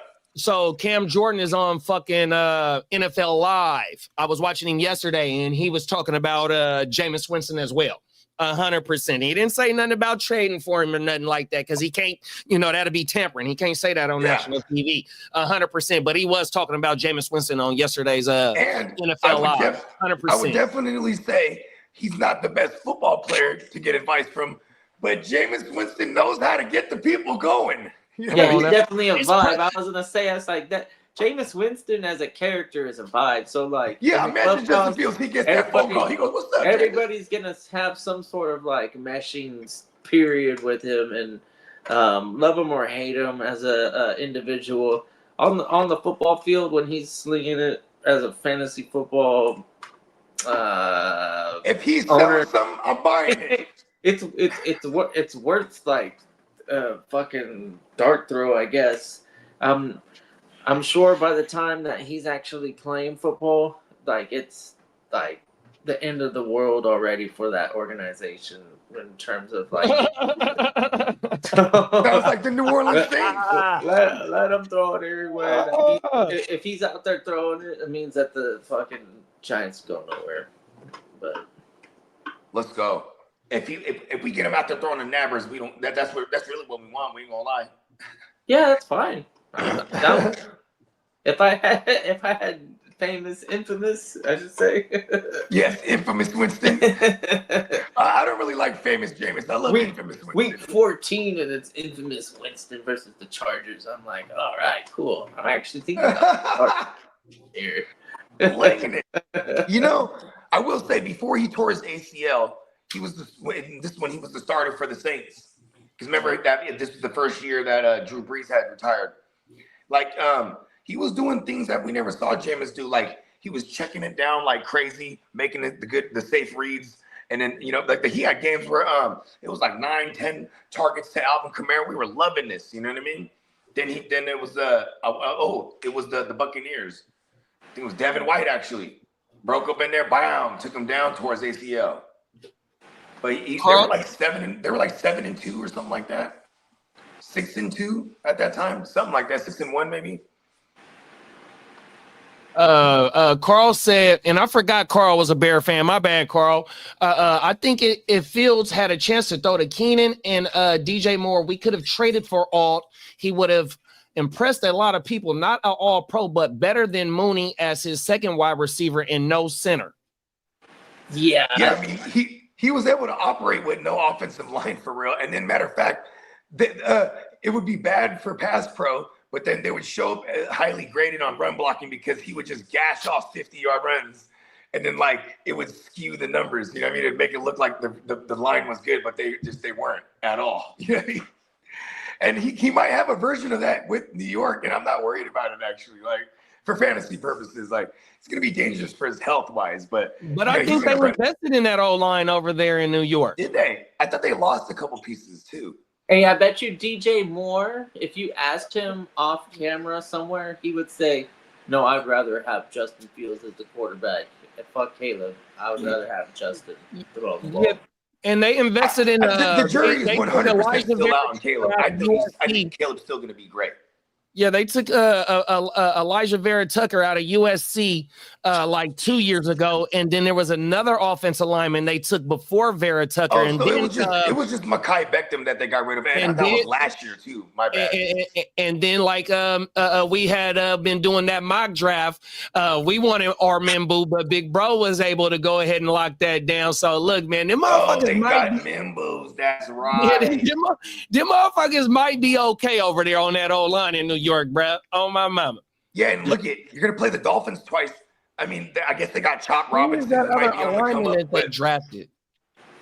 They got elderly Jalen Phillips in the middle. Like Buffalo got some. This scheme wise, they got good pass rush. New England. Oh, he's gonna get ate up by New England too. So this offensive line is gonna be tested, like a decent amount within their own division itself. Maybe not outside Miami, because Miami never really had the big sack totals in this last couple in this era. You know what I mean? This Mike McDaniel's era. I guess he did have Big Fangio the other year. I'm kind of confused. Oh yeah, so I don't see the other lineman that I'm thinking about, but they still got Vera Tucker. Vera Tucker was I want to say he was a second round pick out of USC, 100%. And then you got Membu, you got Titman as the projected center, Simpson as the left guard, and Olu is the fucking projected left tackle. The big homie Olu. Damn, what motherfucking lineman am I thinking about? My bad, y'all. No, yeah, but no, I forgot they drafted Membu though. I was goddamn. Yeah, they got one of the best. That was the last spot that they needed to fill, was that right position. And they got arguably the best, if not. And they got Vera Tucker, and they got Vera Tucker and Membu on the same side. Yeah. Oh wow. Yeah. Now, does Justin Fields have it between the ears? Yeah, that's the big thing. Is if he could keep the composure to stay with the plays and let them develop, and because instead of just running away and he had one of those big old 300-yard games with all the rushing yards and the three tugs and rushing with two rushing tugs to make the three. This motherfucker at the Steelers. You know what I mean? So like he's put together 2 good games. Yeah. So like Justin Fields, and now that he went through like good coaching too, and then for what it's with Mike Tomlin, kind of like someone who's gonna like, and then even for what it's worth, as corny as Russ is, just however Russ prepares, and he's a real professional at the end of the day. You know what I mean? Even as corny as he is doing high knees and shit, at least he got to see like, all right, this is why this motherfucker takes the job easily over me. You know what I mean? Yeah, he got an organization that's believing in him for 1 year. It's a 2-year deal, but $30 million. And I think that's 17 guaranteed or something like that. So it's essentially like they got him for the 1 year. I think it's 20 guaranteed. Either way, might even be 30. Still, good for him because he's gonna get a shot at it, and like there's no one that's gonna threaten his job. So like maybe now you get to focus, bro. I mean, shit. Remember he was Andy Dalton used to say he would stay with Justin Fields after practice and like help him in the film room, and he was like, you know what I mean? Just the kid was smart, but he also came from an organization like Ohio where they just kind of have this nice car for you to drive. You know what I mean? Carl said in 2023, Fields only had 0 games over 300 yards and 1 game over 250 and four games over 200 yards. Yeah, passing. Yeah, he's like 170-yard passing guy, like on average. But he'll have like a couple of those blow up games, like he just said. But that was 2023, right? Last technically full season. Yeah, let's go. I think he'd get like. I think the Bears suck, and then the fact that he's playing with the Jets is his best situation he's ever had. I mean, I think the worst is that it's a rookie head coach too. The fucking Bears back then when Justin Fields was playing.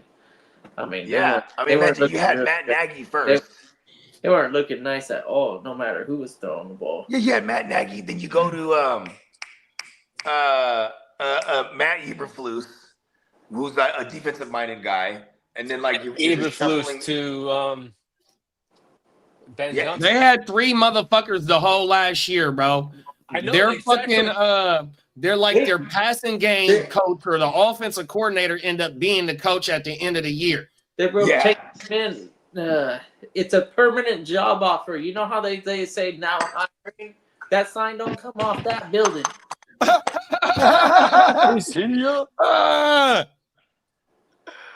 That's funny. Bruh.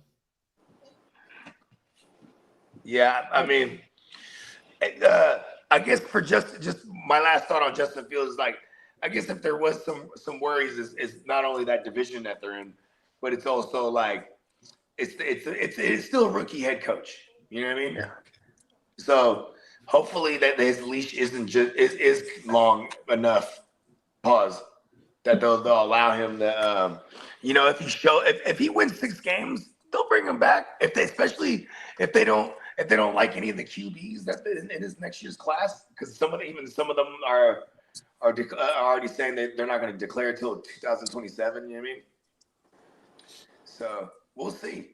Justin Fields still young as a motherfucker too, and that 2021 class is just infamous because look at Mac Jones is backing up the Brock right now over there in Frisco. You got Zach Wilson. I don't even know where the fuck is he. Still with the Dolphins, I guess. Yeah, Zach Wilson.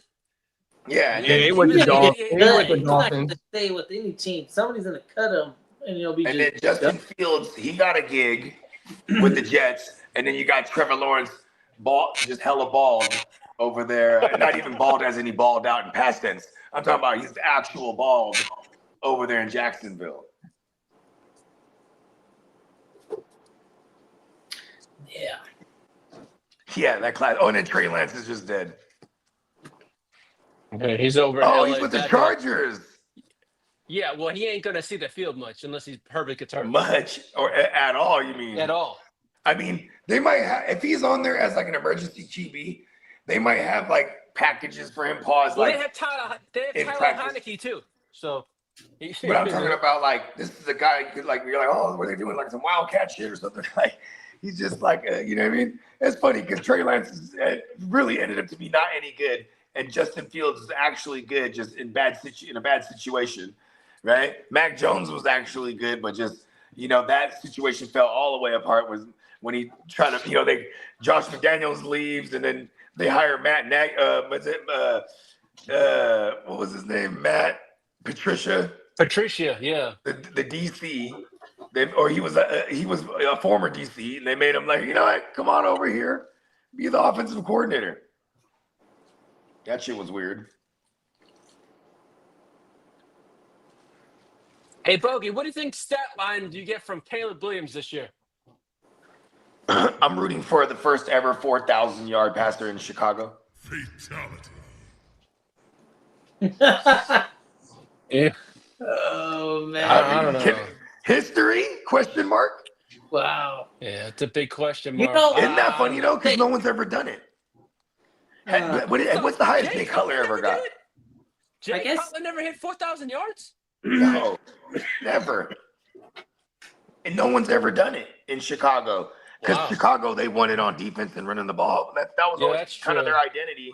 But you have Ben Johnson there who is definitely going to run the ball. And you obviously still have the historic nature of Chicago being a defensive team. You got a lot of good pieces on that defense.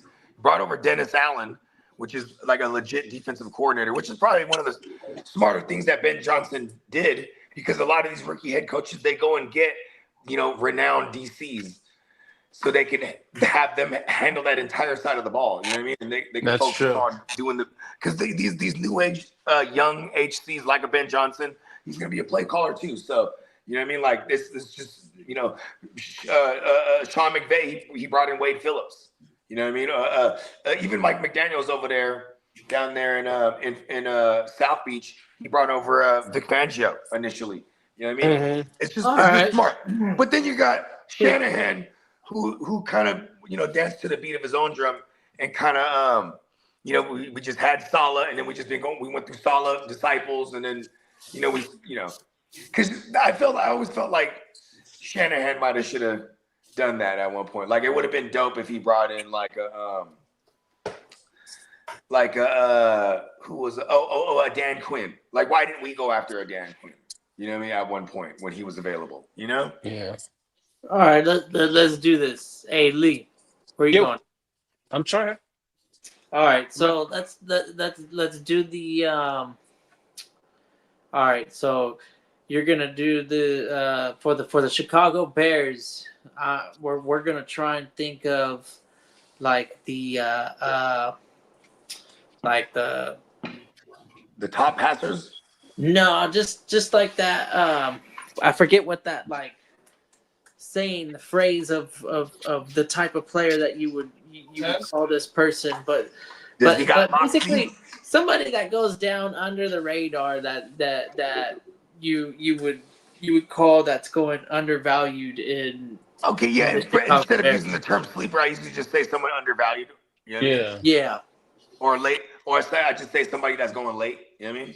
Yeah. For the Bears specifically, I mean, there's a lot to like with them in fantasy. Like honestly, for me, everything does kind of like fall onto the theme of it. Talent wise, I think Caleb is sufficient for a lot of those playmakers. I don't think Caleb is capable of doing a top 5 quarterback for fantasy, but for his playmakers, I think they're capable of doing some good things. So it's interesting to hear who do you think in that organization is going to be probably the underdog, the sleeper, or whatever that we're not paying attention to. I guess I'm gonna say the running back Johnson. Okay. And that's funny because I don't know that I'm on the team well, but I know a few names. You know, I like Swift, and that means for you and I, it's totally going to be dependent on if my guy is even capable of being productive or healthy to hold off of Roschon Johnson. He was able to do it last year, and he didn't do a very good job. But the fact that he didn't do a good job and he was still able to hold that position firm grip, that doesn't bode well for how Roschon plays football. But the question is, could Breece Hall land in Chicago too? No, yeah, that changes that shakes up. That changes everything. But see, I think it would end up being like a third and maybe a fifth or something instead of like a second round, because that's the organization they still, for these next couple of years, they're going to have to get real good young players to build around. You know what I mean? That team still got more work. You know what I mean? I got a scenario though with the Bears though, right? So the Bears, they chose not to go after whatever running backs went after Genty, right? They chose to go with Loveland at number 10 right now. If the rumor was that Breece was on the trade market during the draft process or leading up to the draft process, and they didn't want to use that second that they had, in which they used it on Burden and then whatever else they drafted. Now, if Bruh's not going at a discounted market, I think they believe in what they got, because the next running back that they took wasn't until the 7th round. So I think they believe in what they got, unless Bruh is coming at a discounted thing, unless otherwise they just going to run what they got, bruh. 100%. That's what I feel like. Yeah. And I can see them even bringing at the moment, because he ain't getting very much action on draft boards. Like he's basically whenever you want Swift, go out there and get him. He's gonna be. Let's get here. Let's pull it up, kid. I'm glad you said that, bro. We got the rankings right here, right now, even though it's only early June or mid June. Running backs. Let's go. Super flex. We still on super flex. What's his name? The Chicago running back. Swift. Oh, Swift. Swifty. There it is. Here it is. This is super flex rankings. He's going at the 8-8. I like that. You're getting I mean, we actually went and looked at his numbers one time, right, JD? I remember you pulled up Swift. Oh yeah, he's part of my solo videos right now, bro. Yeah. If you get a chance to go watch that, please go watch that, man. Yeah, drop that in the link, or drop the link in the chat. Or we should put them in the description too, so we can tell people, hey, the link's in the description. Woo, you know what I mean? Come on now. Definitely that Swift video is legit. And then even on top of that, what he did last year, you could look at what he did with the one season with Ben Johnson, where and he was dope because what they had 70 targets and a 15% target market share, and that was top 5 at the position. Woo!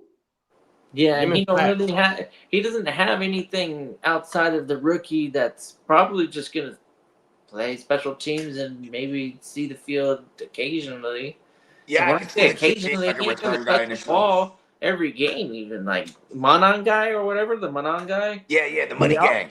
The money gang, he ain't money gang. He might be like a return guy initially. Great career, right? But right now with that running back room, I don't see him making an impact anytime soon. So you start to see some of these guys get hurt up. Roshan Johnson, he might be one of the better back they got. He's pass pro. He understands the passing game as a quarterback. So he's gonna see some of the little things that probably indicate whether or not this guy's going in for pass rush or can I stick with a zone protection, or do I have to like basically break and give up my body give up my body to like stop this bull from like killing the quarterback. Yep, get some kind of chip in there. Yeah, it's scary, bro. Like, you remember Philip Lindsay in there? Hey, remember Philip Lindsay? Oh yeah, yeah. Remember he was a little fucker, and he beat out Royce Freeman because he could pass pro better than Royce Freeman. And like I remember Philip Lindsay. It would always be Chris Collinsworth because you know how he like over obsesses off something. Oh man, this Philip Lindsay. Let's look at this. And then they're showing a replay. And he's like, he has like a corkscrew maneuver. Like he gets real low and then corkscrews up. Boom. But it's like the timing has to be right. And he's not knocking no one down, but he's definitely veering the guy off his path. Yeah. I was like, look at little Philip Lindsay. You know what I mean?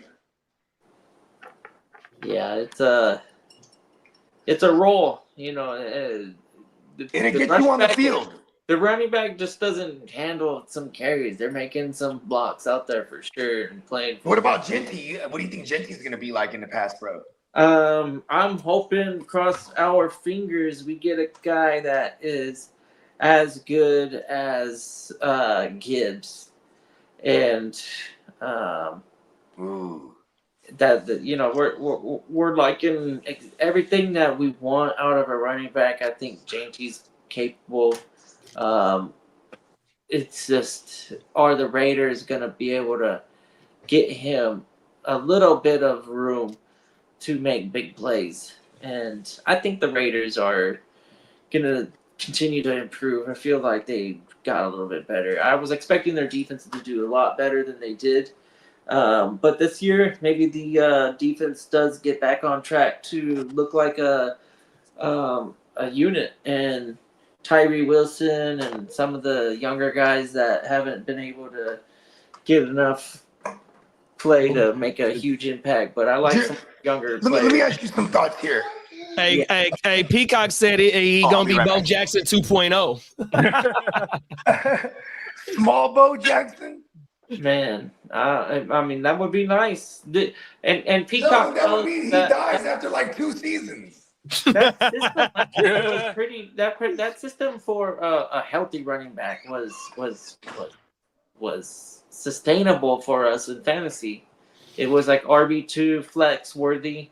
The Raiders running backs that were 100% healthy were looking okay, and outside of Samir White, whatever his issue was, but Zeus. all the other guys they looked okay, and then the lightest hitting out of the bunch, where nobody was expecting him to get any playing time.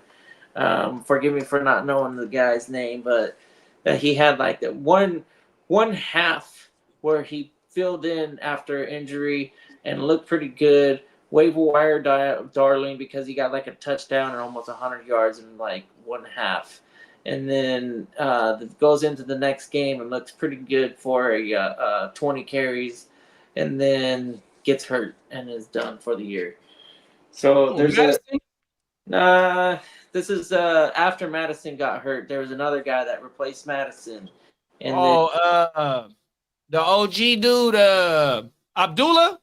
No, another guy, Peacock. If he's paying attention, he'll throw it into the chat. But let me pull it up. I don't know why I can't fucking think. Yeah, I forget what his name is. I want to say it might be like McCormick. McCormick. Yeah. Uh-oh. Show the drummer some motherfucking love. There it is. Yeah. So McCormick's his seasonings. If sincere McCormick can be successful, then I think JT is gonna be just fine playing for the Raiders. Fucking sincere McCormick, the all-purpose seasoning. Man, I love the salt and the other one. That McCormick seasoning is definitely legit. Come on now. I love just stacking them up in my car. Oh, my mama, they got all the flavor grilling seasonings when you want to do some grilling and all types of shit, bro. Oh man, so it makes the meal interesting, not knowing. Okay, because they come out with new flavors too. Facts. I feel like this last year they came out with 2 rubs that I had never even seen. So. I can't testify that they're brand new. Maybe they're just to my region, but yeah, I feel like McCormick. If you're smoking meat and barbecuing and stuff, that's not a bad brand. The kid is talking his language, food. Come on now, facts. Oh yeah. We got some Bears inside information. Oh, kid, that's a dope shirt, man. I got the flame. Hold on, let me give you the solo. Let me give you the solo, big bro. Get that shirt. I need my own. One more time. Let's get it. Hey, we got 4th of July right around the corner, man. Hey, we got the guy drinking the Duff beer. Get in the shirt and get all the flames going on. Oh man. That's a dope shirt. Hey, in California, they already started putting up the motherfucking fireworks stand. That's how you know it's right around the corner, man. You know what I mean? Yeah, that was. Hey, it don't matter how many fires we have in this motherfucking state. We still like the fireworks. Yeah. Oh my mama. We gonna celebrate for America. America. The birth of America. Hey, we got some Bears inside information.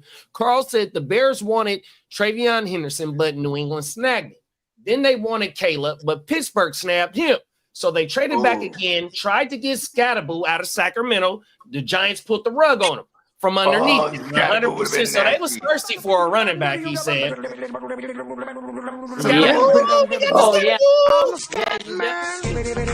it does say a lot, even for the money game. Like they still, I heard they liked him a lot, so they snatched him up. You know what I mean? Let's get it. Yeah, maybe it was bad luck that they didn't get any of the guys that were interesting to take in those rounds, but so obviously Henderson, because Henderson could pass pro and he's badass. Yeah, but look at Caleb. Who they say? Caleb Scatterboo. They were trying to get like a big bruiser, Monty type. You know what I mean? That could also catch the ball as well. Because they want to have a 1-2 punch over there. That's Ben Johnson's style. You know what I mean? Yeah. Yeah, it's Roshan Johnson. Don't die on me. Yeah, Roshan. He might be a thing. He might be like a flex-worthy thing. Yeah. He's going to be one of those players that's capable of getting a passing touchdown, a rushing touchdown, and a receiving touchdown. He used to play QB too, for real. Yeah. Who? Who used to play QB? I believe Roshan Roshan Johnson. Oh wow. Yeah. That's dope. I don't think he was good enough for Texas, so they turned him into a running back. Okay, that's what that was. Sick. I always like the ones that, because like you naturally know where the QB wants you to be in the passing game, and like at least for me, it's definitely reading pre-snap. Ooh. But see, Roshan, though, right? You're furthest back. You get the best. You get the best vision, right? So, or you're either standing next to the quarterback or you're behind him, so you see the whole defensive alignment, and then you can see all the motion. And as a quarterback, that's useful information. And as a running back, I mean, you're gonna pick up some. Hopefully, you're gonna be able to pick up some blitzes. You know. Yeah, and Roshan, he's just by de facto the biggest running back they got on the roster, right? He's 6'2". I want to say he's 6'2". Yeah, he's pretty tall. He's not a little dude. Pause. Yeah, exactly. Look at Lee. He said, "Yeah, exactly." I was gonna. Lee's ready to get anybody with the ball sign. I see you, big bro. Hey, you know how like Gandalf was Gandalf the Great, and they turned Gandalf the White, bro. I think he's years the White now, bro. He's just come on now. You didn't elevate it. So I'm trying to get better. I'll be right back. I'm gonna walk my little man out. I'm trying to get better, Bogey. We got Bakes in the building, top of the morning. Bakes. And then Carl said the Bears' plan was not to take an RB in the 7th. They messed up by trading down and screwed themselves. They had to settle for the cream of Monagai. Yeah. Oh, okay. Yeah, that I mean, the situation, it was tough. It's a there are cream of Monagai is diabolical, bro. What did the Bears actually do? Because honestly, I don't know what they did on their draft, but did they smash it? Did they do a good job? I don't think so. So you had the two offensive players in the first round or the first 2 rounds. Both of them are hurt right now. You took Hippolyte in the 4th or the 5th round, which was a linebacker. The 7th round pick that we know for sure, and the running back. So we got a few picks that we missing 100%. So maybe Carl could fill us in, but yeah. All right, well, shit. Oh, I want to say they took a tackle in the draft as well. I want to say they took a tackle late. If anything, they went in their division and they said, "I'm taking your best guys," and then now Detroit's going, "Shit, what did we do? We basically were just." Coach raped, like they fucking took everybody from us. Come on now. I got the pause effect.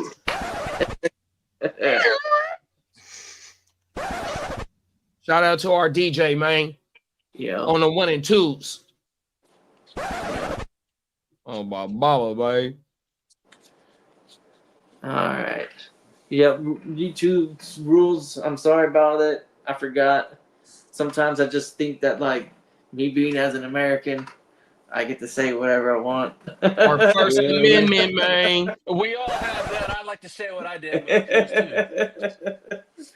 I got no filter, though. That's my problem. Yeah, make sure I have a filter. You know what's wild, and I don't know if this is totally this is not relevant to anything about the show, but when I was a kid. Like literally in the most frequent used word I believe was like everything was gay. You're gay or that's gay or just like the derogatory use of gay. Oh, like as common as any other word in the dictionary. My cousin's gay, and I said that to her one time, and I was just like, "Oh, I'm sorry," and she's like, "For a long "It's all time, right. We're millennials." you couldn't say that word, but I hear it popping up from time to time, and I'm like laughing because what I thought it was ridiculous. People were giving that much, were paying that much attention to it and feeling heart, or like taking it to the heart. Where it's like, I don't think they use it the way that you think they are. Like, I think they just use it because it's, I don't know, a synonym and eventually in slang terms, I guess. But to each their own. If it hurts somebody's feelings, I'm not gonna pressure them and say shit in front of their face and make them feel like shit. But in normal conversation and interacting with people that I'm familiar with and comfortable with, I thought it was I thought it was funny when I heard young people saying gay, like they were using the word gay, and I was like, oh wow. So it's like I haven't heard that one in a long time. I feel like kids are picking it up, and or they're getting influence from the what is this, the DEI, the politics on it. They're paying attention, and they're using words that their parents used that are no longer like appropriate. You're like, man, I can tell you how frequent everybody was using that word. Like, it wasn't I don't know, we didn't think it was a thing in 4th grade. Why do we as 40-year-olds go, oh my god, we can't use that word? We gotta be politically correct. Oh my mama, and them is facts. I used to say that shit all the time, bro. And Man, they gotta, that shit's gay, right? right, facts. And I don't know if everybody know about the Boondocks. That's what Riley used to say all the time too, bro. Riley always used to be getting on his brother. You and I'm like, oh my goodness, bro. Yeah. Facts. That shit is crazy, bro. If you just think about how we used to just say that shit, and then when you started seeing the fucking like Cam and them and Dame and them in the early 2000s, you know what I mean? That's when you first started hearing about Pauls. Paul's been around for a long time too on everything. Facts. Yeah. That shit is crazy. Because man, we used to say no homo, and then like 100%. Yep, that was our shit over here. Facts. Yeah, I forgot about that. And some of I had many East Coast adventures allegedly, and then shout out to my Puerto Rican partner. He had me up in Spanish Harlem with his cousins and shit. And you know what I mean? And they was all on pause. And I picked up on it quickly because it would just be like, they'd be like, oh man, that's a big one right there, like the blunt, and then pause. And I was like, I immediately picked up like, oh, that's like no homo. The new then as like Spotify and things of that nature started coming out, and then like now I'm going through old catalogs and shit. And I remember I was like listening to the old Blueprint, and he's like, where your dogs at? Whoa. Where your balls at? Whoa. Had to pause that. Whoa. And I was like, oh shit, that's like 2002. I was like, it's just like bet. Like you go back and watch House Party. They were saying bet in House Party. I was like, holy shit, that's crazy. You know what I mean? Come on now. But yeah, I totally agree with y'all. I mean, we should just we just got to use the word gay properly. Like, like when someone's really happy, like Lee, I know you're pretty gay today because it's your 50th birthday. You know what I mean? Yeah. It's happy. It means happy. It does, yeah. But you have to say the right people. Correct. If not, you upset the wrong apple cart. The rotten apple card. The wrong apple cart. Oh, the wrong apple card. My bad, big bro. You say things the wrong like living in Massachusetts, right? If you say things to someone the wrong way, yeah, like saying SMD to any man, period, is like a death wish. Exactly. Hey, Lee, guess what Minnesota did made for you, big bro? Huh? What's that? What did he make? You can't see it on the screen? Both for the ears. Oh, yeah. I appreciate that. I showed that to someone else in this household. They're like, who made that? TikTok? I go, no, that was Dennis.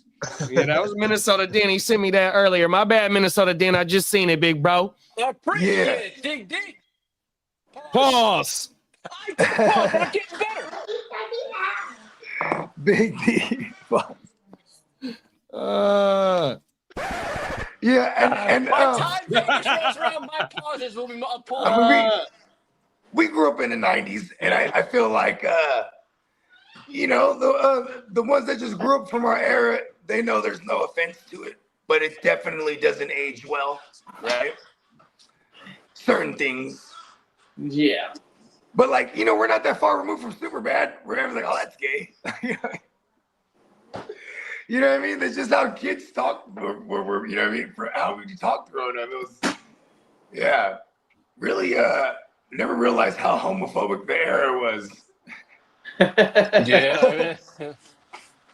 Or I don't know. Homophobic, is that like phobic means like you're scared of it, right? I don't think I was ever scared.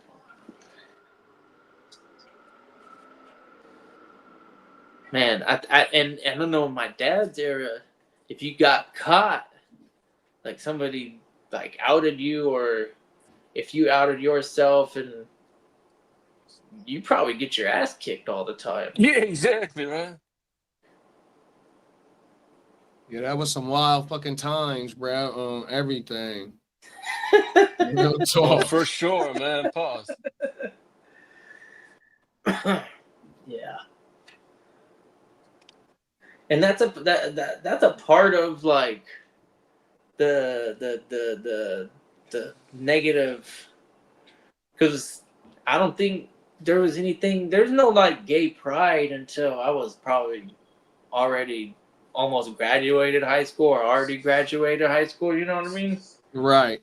I don't think that was like a thing, and that's because my dad was always like said stuff along the lines where there's no way that like it like that makes any sense.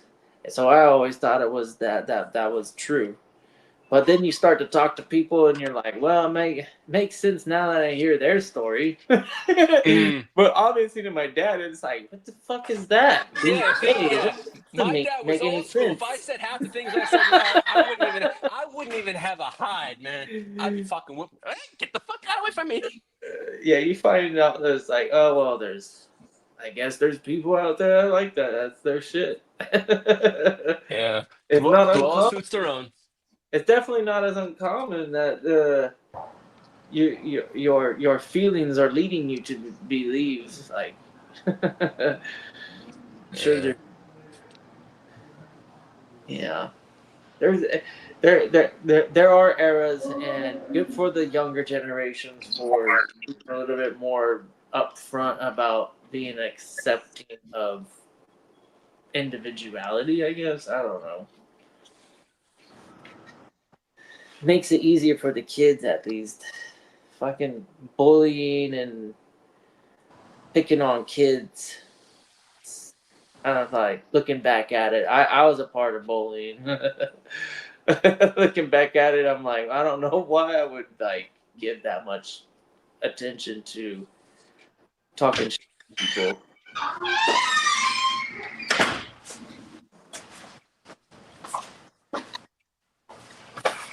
We'll have a gay old time. Yeah. Flintstones. That's another one. The Flintstones, they were definitely a staple every Sunday afternoon. Bert and Ernie. They did the. I heard Bert and Ernie. They did the whole Hanna-Barbera hours, like for like 3 hours. It was just like Hanna-Barbera cartoons, Yogi Bear, fucking, and then on Yogi Saturday, Bear is fucking dope. Saturdays they had other ones. They had Bullwinkle on Sundays on that one too, and then Saturdays was everything else. I felt like all the cool stuff, all the cool new stuff, and then like and where's this going? Just like UHF, VHF. Oh, okay. You know, and they still showing all that shit now. Yeah. So you scrolling on the weekends, you know, so you get your Saturday morning cartoons, and then stick. And then on Sundays they had some shit for kids, but it wasn't like because did you ever fuck with Tiny Toons? Yeah. Oh Yeah, on Sundays they did the fucking Jesus fucking sit there and say praise Jesus and give us some money and all that fucking like Oh yeah. They would have the the evangelical television evangelists. Sundays. Oh, that shit. Oh god. Sunday, They would have the Oh TV man, I evangelists. yeah. So Sunday was full of that. I couldn't get away from it on Sundays. I was like, man, Jim Jones was the television evangelist. but Yeah, I think we in the all know how afternoon, that turned out. they showed a little bit of old school, and then they would show like 2 movies before it was like time for dinner. Maybe only 1 because they had a fucking commercial break every 15 minutes at minimum. Back in the days, I felt like if it was a 30-minute program, we got like 23 minutes of cartoon back in the day. Now Yeah, it's that's not it's probably bad. like 17 or 18. Yeah, that's exactly. yeah. I mean, think about this. That's why it's almost better for them streaming platforms to have these programs because we're getting better quality shit. Like, you know what I mean? It's not forced around some criteria for network television. You know what I mean? What do they call that? Terrestrial TV? No, that's radio. Like program television versus like we just got fucking databases we can go and watch shit now. Like, you know what I mean? Shout out to my man Slim. I was chopping game with him yesterday. He was like, "Man, you got to go fuck with Dope Thief. It's on Apple TV." So I started last night. It's pretty dope. What is it called, Bogey? Dope Thief. So is he actually going in and They're posing as DEA agents, him and a partner, and they're robbing drug dealers. Oh. Yeah, I'll just say that. And then they end up robbing the wrong motherfuckers. Yeah. And that are in a hell of shit. Yeah, eventually. Yeah, exactly. Eventually it's like it's bound to happen. Some shit. You're gonna fuck with the wrong one today. That's all he told me too. And I watched the first episode. I was like, okay, because he didn't spoil anything. It's all just like the way I just told y'all that, just for the intrigue. Like, you know what I mean? Just to get the intrigue. Yeah, Dope Thief. Looks like I'm gonna finish this one out. This one looks pretty dope. And came highly recommended. So I was like, all right, cool. Peep this shit out.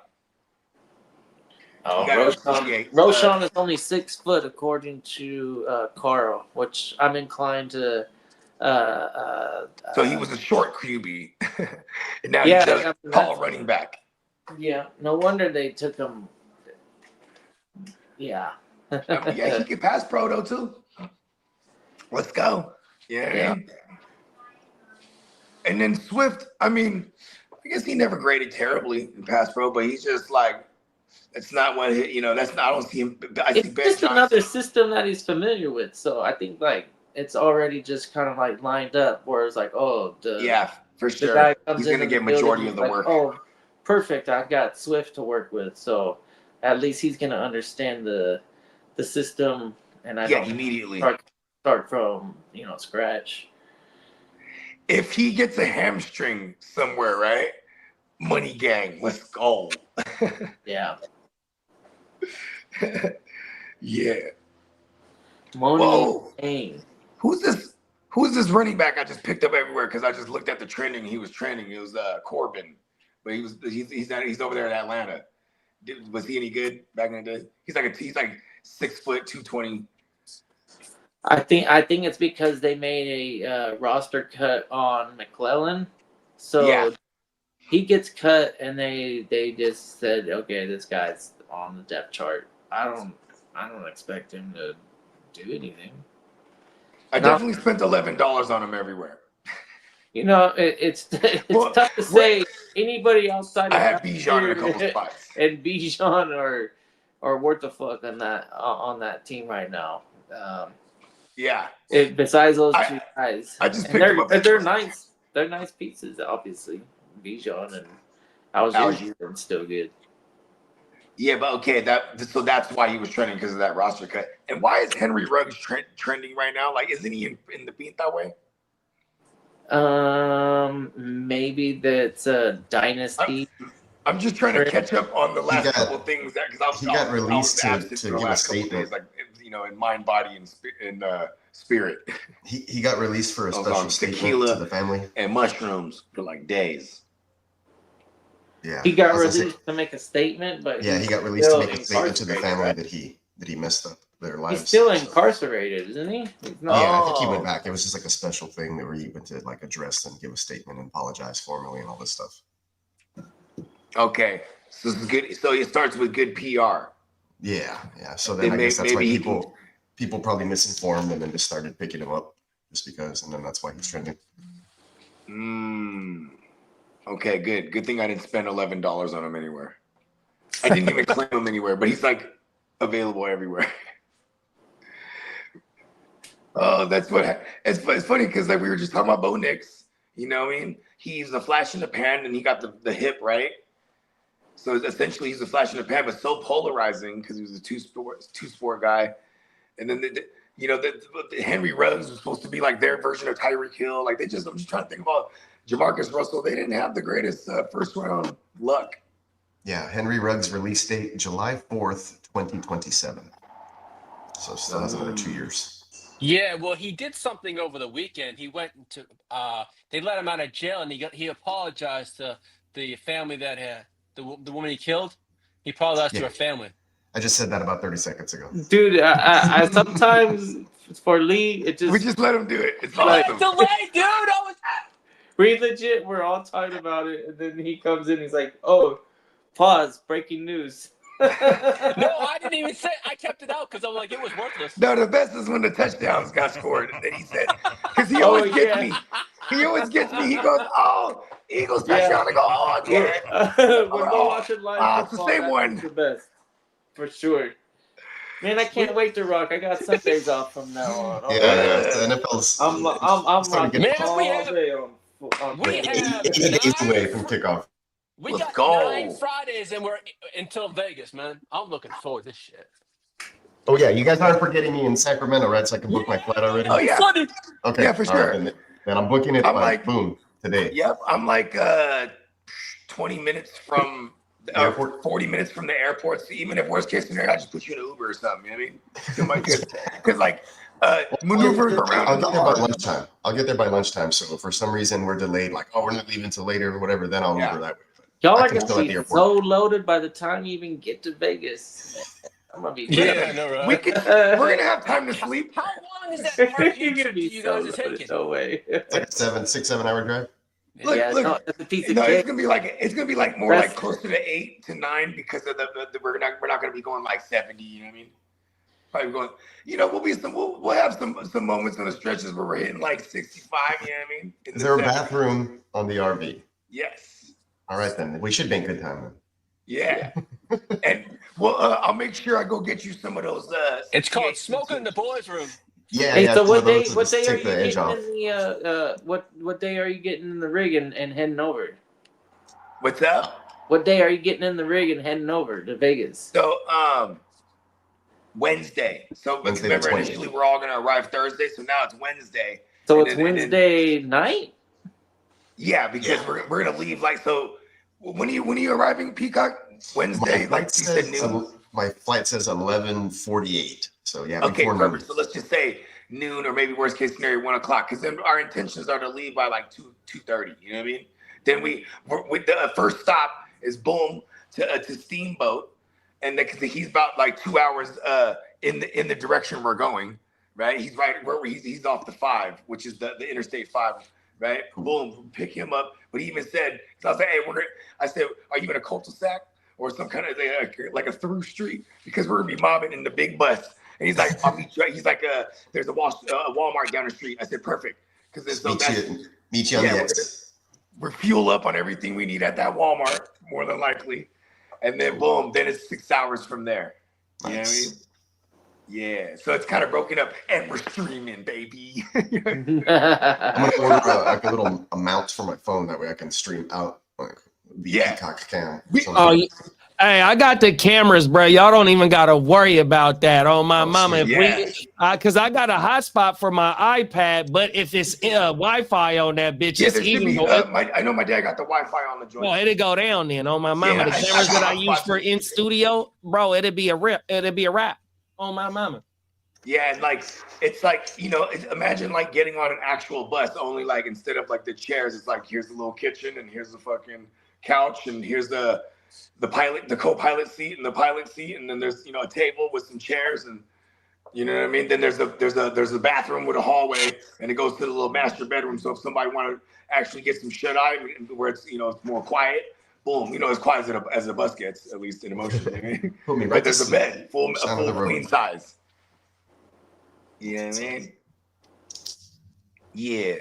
I've only my dad only started being like the RV guy probably in the last like 15 years. So I went on a handful of trips with them, but it's always a good time. You know what I mean? Come on now. The kids love it. And like, I'm just a big kid. Yeah, I was gonna say I'm gonna be a big kid this trip. You know what I mean?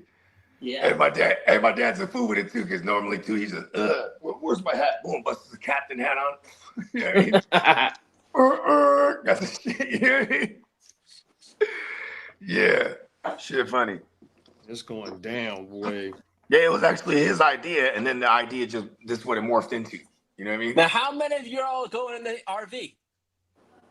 To ride comfortably, it's like 6, so that's what we're doing. You know what I mean? Nice. We got me, JD, Peacock, Candlestick, Steamboat, Pop L's. You know what I mean? Nice.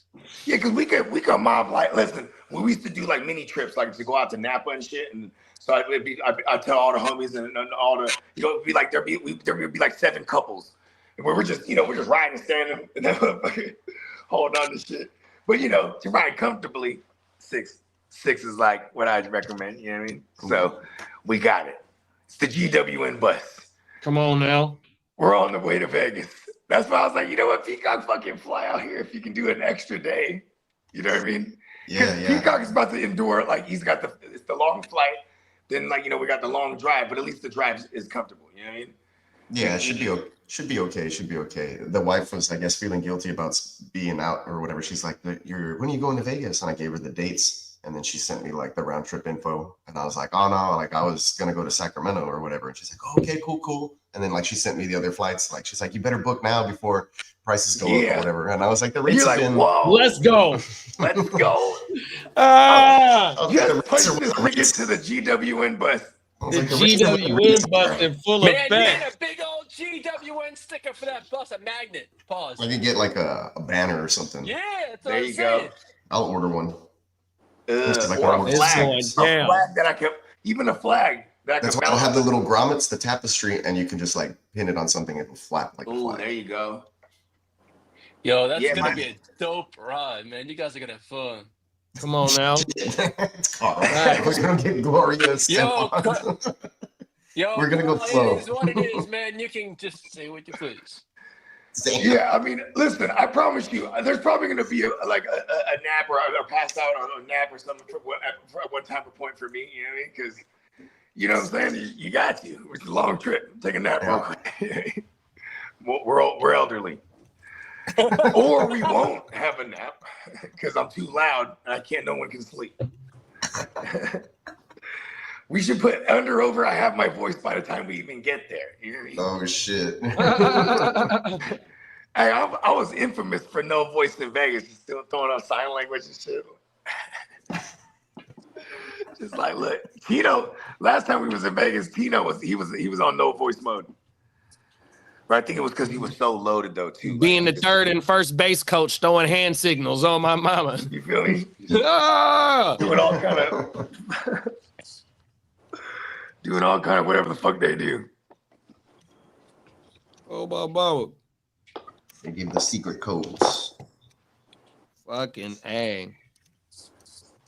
Yeah, that'd be dope. A little GW. Yeah. Whenever you cook one up, I'll go peep it on the site. You know what I mean? Because I know they got banners on there.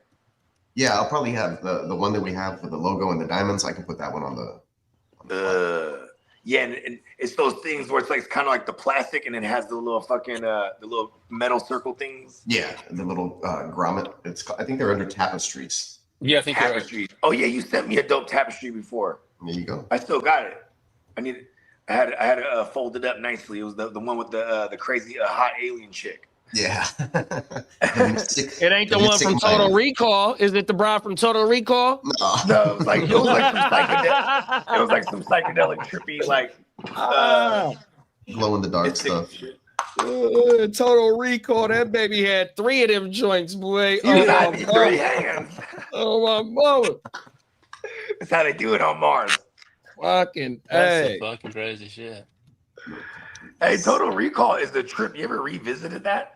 No, Nah, I ain't remake seen that also. shit since I was a kid, bro. No. Oh my No, I've balls. seen it plenty of times, but I saw the remake It's like also. It's like super meta.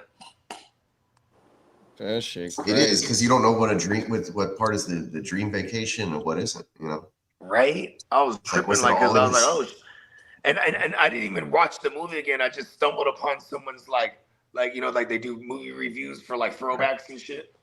And then Yeah. they broke down Total Recall. I was like, oh shit. Because Check all out I remember is the 3 titties. That's all I remember as a Check kid. out That's all I remember as a And kid. then, you know, their head classics, splitting up. 60-second classics. Oh, Oh yeah, wasn't it some twins on there too? it was like projecting like Avatar. Like yeah, it's kind of, it's a I mind fuck. want to. Oh yeah, it is like Avatar, kind of the what is it though? Yeah, they're like projecting their like, Right, they was like computers or some shit like that. I forget. Yeah, it goes in and you choose like a package, almost like Vanilla Sky, also with Tom Cruise. oh I ain't, yeah, I remember. I ain't seen that Vanilla movie in Sky. hella years. Open your eyes. She was like, I let you bust in me or whatever. What? Cameron Diaz Cameron Diaz and she Penelope was Cruz. a psycho Man, in that one. Hey, Cameron both like Diaz those, used man. to be the shit, bro. She was Yeah, she in the Willie Beeman movie with LL Cool J Any Given Yeah. Sunday, bro. She was, oh my goodness. Yeah, even Oh, in the wow. mask. She was hiding the mask too back in the days when she had the Oh long yeah, that's hair. my favorite. Charlie's Yeah. Angels. They- She was they- Ooh, Charlie's that was one of Angels. my favorite movies. We learned something about Lee today. He's like, listen, Charlie's Angels, hands down. Yeah, Lucy know. Liu. It was Lucy Lucy Liu. Liu, man. Come Who on else now. was And it? then it was Drew Barrymore. Drew Barrymore. Yeah. It was the debut of her shaved down jaw. Y'all ever notice that? Damn. Oh yeah. Cold World. Because before that, she had that jaw on her, and then all of a sudden, in the Charlie's Angels movies, she was like real sharpened up, like, oh, she got some work done. She was like, my jaw looks too much like my father's. Damn it. Who was her father? He was like, he had the jaw though. Pause. Oh, I don't even know. I know she was a child actress. I didn't know she had a famous dad.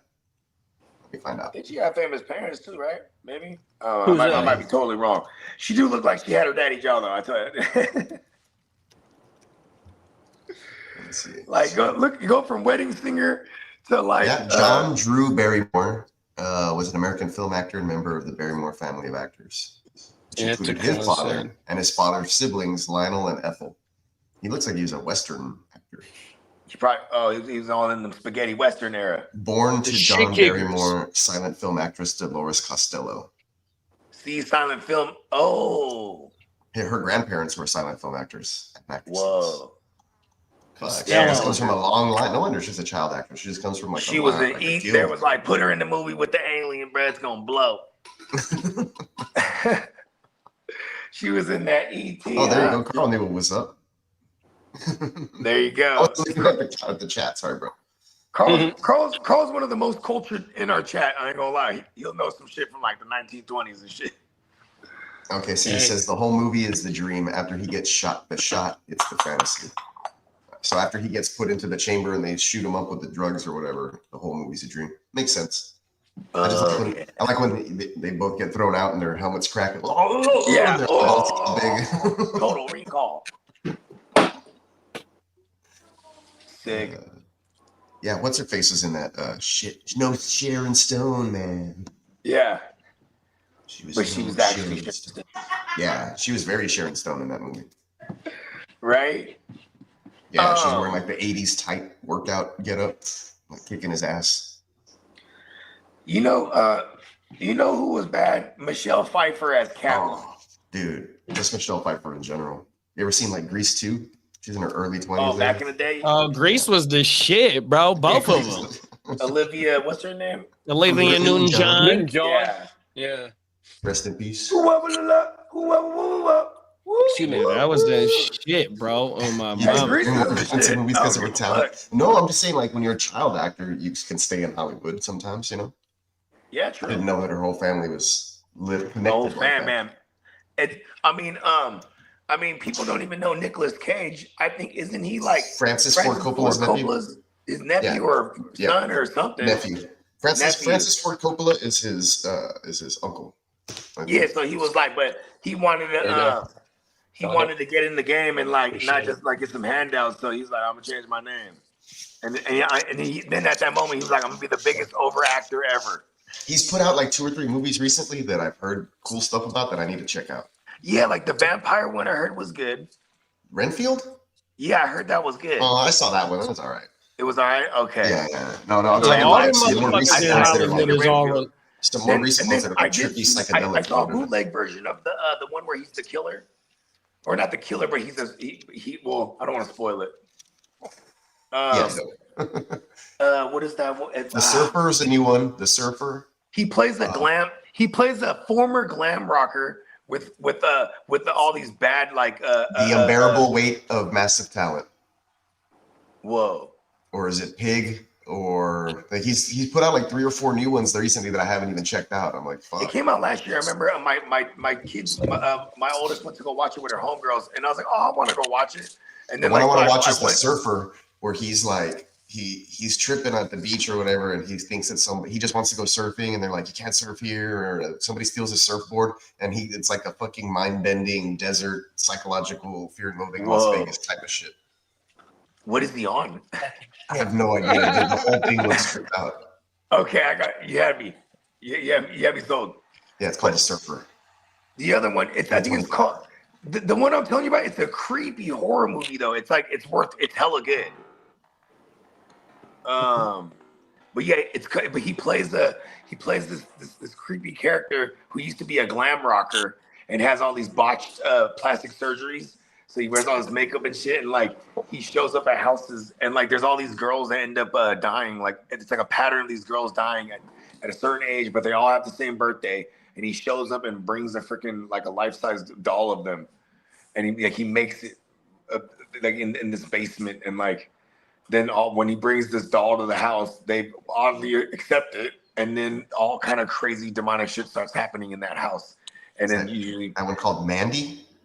Is that what it is, Mandy? I don't know. I'm trying to look like I can't remember like a horror movie. It came out last year though. I actually found a bootleg version of it. It was hella crummy, but I watched the whole thing. It was hella good. Yeah, he has some tripped out shit. I stayed in his my homeboy got married in Vegas back in like 2018, and we stayed at his old house. It was tripped out. Mirrors on the ceiling, and every room was like a different fucking animal print. It was all tripped out. Hey, you know what's dope? That house. I know which house you're talking about because Pauly Shore always references this house because Pauly Shore is one of the neighbors. Oh, okay. That makes sense. And then, I don't know, it's real weird. Like, you can't really party there, like, loud outside. You have to be, like, inside the house. They have, like, a bunch of rules in the neighborhood. It's like an upscale Richie neighborhood, I guess, so. Facts. Oh, Bringing Out the Dead? Is this from last year? Is that what that's an old one. No, that's an old one. I'm looking at his filmography, but it's just like a bunch I'm trying to remember. I'm trying to remember if it was like a one-word name movie. Dream Scenario. Lady Bird? No, it's not Lady Bird. Lady Killer? Is there a movie called Lady Bird? I think there was. This guy's made a bunch of, I don't know. Hey, I don't want to say anything, but this delivery dude just walked up, right? And he delivered some shit. Pause. But this dude is gigging hard, bro, and he's slapping some prints. I was like, look at this dude. That's my guy right there, right? Man. I'm like, yo, bro, dope. He enjoys his job. He's in it just 100%. He's starting this Pride off with some motherfucking real feel-good music. He didn't even make it, not a sound, too. Just drops the package nice and lightly. He's gigging back to the car and shit. That's my guy right there, man. Jumped in that thing. That's Long crazy. Legs? That Amazon got all the fucking electric shit. What is it called? Long Legs? Is he in that Long Legs. There it is. That's the one. Okay. It's trippy. He's word. That's him. Yeah. He's super over the top in this shit too. What the fuck? Yes, I gotta watch that one. Okay, cool. Yeah, it's one of them. It's one of them ones that creeped me out too. I'm like, oh shit, this is pretty good. Like, scary. Yeah, that's what I do. Like, my wife don't watch crazy, spooky, scary. Yeah, it's one of them ones. Shout out to Lefty Gunplay, man. And so that movie came out, right? And my daughter, she goes, oh, let's go watch. She's like, I'm gonna go watch Lady Bird. I go, oh, I want to go. She's like, oh, I'm going with my friends. I'm like, oh, okay. And then like, so I was like, man, let me go find it online. And then I don't know if it was Shout out to Carl for getting that one. whatever the fuck. I looked up somewhere. Oh, it's one of those mobile vid woo-wops. Peacock can sit right here saying, shout out to Carl for getting that one. Long legs. Good job. That was going to be 10 points. For a while. Yeah. 10 points. Yeah, shout out to Carl.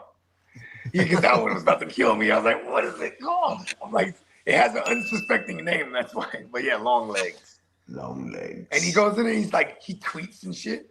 Tweet. Oh, yeah, I've seen that like, in the commercial. Yeah, he's like, he's a trip in that movie. Hello, Lady Bird. But he said that's how he talks to them. He's like super but it's like he's like a psychopath like that basically works for the devil in his mind. Yeah. Crazy. And he's like, and it's just all these murders these killings are happening, and he's not doing anything but bringing them these fucking creepy dolls that look like these girls that all have the same birthday, and it's all in the same time of year, and it's all in it's crazy. Oh, that's like the Trigon thing with I think they did a play on that actually, because even the promo for this movie last year, they tried to make it like it was some like based on real life documentary style type of shit. Like when they were like instead of like putting out trailers. It did like a different marketing tactic. Yeah, and then like and then the movie comes out, and then like it was like they were getting good it was critically like they were good critically, not critically. Is it critically acclaimed? Is that what I'm looking for? Critically acclaimed. Yeah, I guess it was critically acclaimed by whoever critically acclaims things. And I was like, okay, Nick. The critics. There you go. I mean, but aren't we critics too, right? Like, yeah. I mean, I'm not going to stop by saying I'm an analyst, right? I'm all of it. I like to break movies down and give my opinions. Yeah, see, we've been I think we had a show like that before, right? Boom, proof. Yep. We are critics. I think that was I'll say that was a good one. I remember I made Nelly go watch it, and he called me Boogs. It was a good movie, man. Oh, shout out to Nelly. Yeah, because I was like, Nelly, go watch that new Nick Cage. He hit me up. He's releasing his album soon, and so he gave me a credit on the album art. I was like, oh, badass, man. That's what's up. Yeah. Got an official credit on it. Yeah. So, which is dope, because say like his shit blow up and then make hella money, it'll accumulate that money, that whatever point that they gave you on it, right? Then all you have to do at one point is like go and make a DistroKid account or something like that. It costs you like $39. Then you can go recoup all the bread. Cool. But it's cool because it reserves it for that individual. That it's called splits. Like you hear artists talk about that. So like when we're putting out music independently, you know what I mean, we get to delegate the splits. You know what I mean? Pause. It's a 9-second pause rule. I had to think for about 3 or 4 seconds. Let's just pause that one.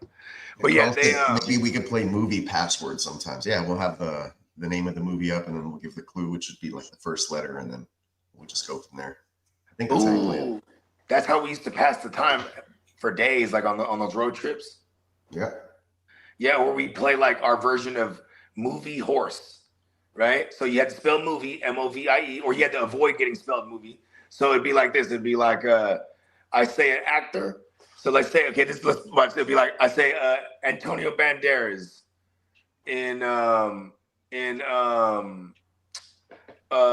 from Dusk Till Dawn. Right. Then the next person, you gotta say a movie. You got to say a movie with another actor that's in that movie, or another Antonio Banderas. Steve Buscemi in whatever, because he was in that movie. Yeah, and see, this is how you win that game. Because then I'd be next, I'm like, fuck, why'd you get up Antonio Banderas, motherfucker? And I'm like, I'll take an M. And I'll take an M. You know what I mean? I'll take an M right there. I'm like, all right, fuck. You know what I mean? And then it goes on so forth. You know what I mean? And this shit go for days. And the next thing you know, we're all in LA. The movie game was the shit back in the day. See, you threw on a Steve Buscemi, I'm like, and this is before Google and all that shit. Well, at least before everyone like had the first reaction to go to Google. You know what I mean? You have to know shit. You know what I mean?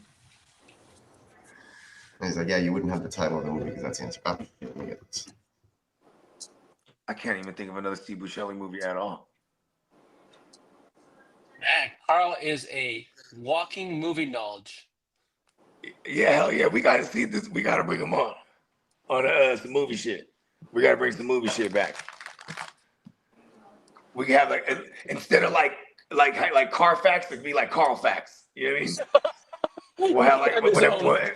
No, seriously, we'll do a movie show and then like he'll come up with all the cool tidbits about the movies that we're breaking down. You know what I mean? Mm-hmm. Yeah, that's what doing the movie shit's about. Like, oh, you know, the budget of the movie and like how difficult it was, or some of the actors hated each other. Like, what was that one? The Scrooge. Like, I never knew everybody hated. They just all hated him. You know what I mean? Scrooge was the shit, or not Scrooge. Scrooge. Is that the one? The Bill Murray one. What am I doing my water, man? The Bill Murray is funny as shit is fucking Mrs. Doubtfire. No, that's Robin Williams. Robin, okay, good looking, bro. Rest in peace to Robin Williams. Hella funny. Rest in peace to Robin Williams. Mrs. Doubtfire. That shit is classic. That man, if he didn't pass away, put out some of the best movies, man. Yeah, that motherfucking Mrs. Doubtfire was a classic. That's part of my childhood. Me and my cousin Tanika, we watched that shit over and over and over and over. Exactly. Bro. I love it because so stereotypical 90s, right? They're like, okay, so you're going through it with you're going through a divorce with your lady. You're gonna lose his custody. You know what I'm saying? So you're getting partial, whatever. So to be around his kids more, he has to go to his gay brother, right? Oh, Mrs. Doubtfire. Yeah, he has to go to his gay brother and says, make me a woman. He's like, oh, he's so happy. But of course they live in San Francisco, right? Because it's like, this was just the 90s where everything was stereotypical, right? Yeah, but see, he's just a father trying to fight for his kids. And it's funny too, because in the end, when he's in court, he's like, you know, I really just want to be in my, you know, just do anything for my kids and blah, blah, blah. And he's like, you know, from the heart, it really sounds good, but, you know, it could be just another phenomenal act because you just pulled one off playing this Mrs. Doubtfire. He's like, bong. Fucking no custody or whatever the fuck it was. Fucked him up in the end. Then she pulls like when he gets the gig though at the end, which is turns everything around. Doubtfire. Yeah. Right? Look at that.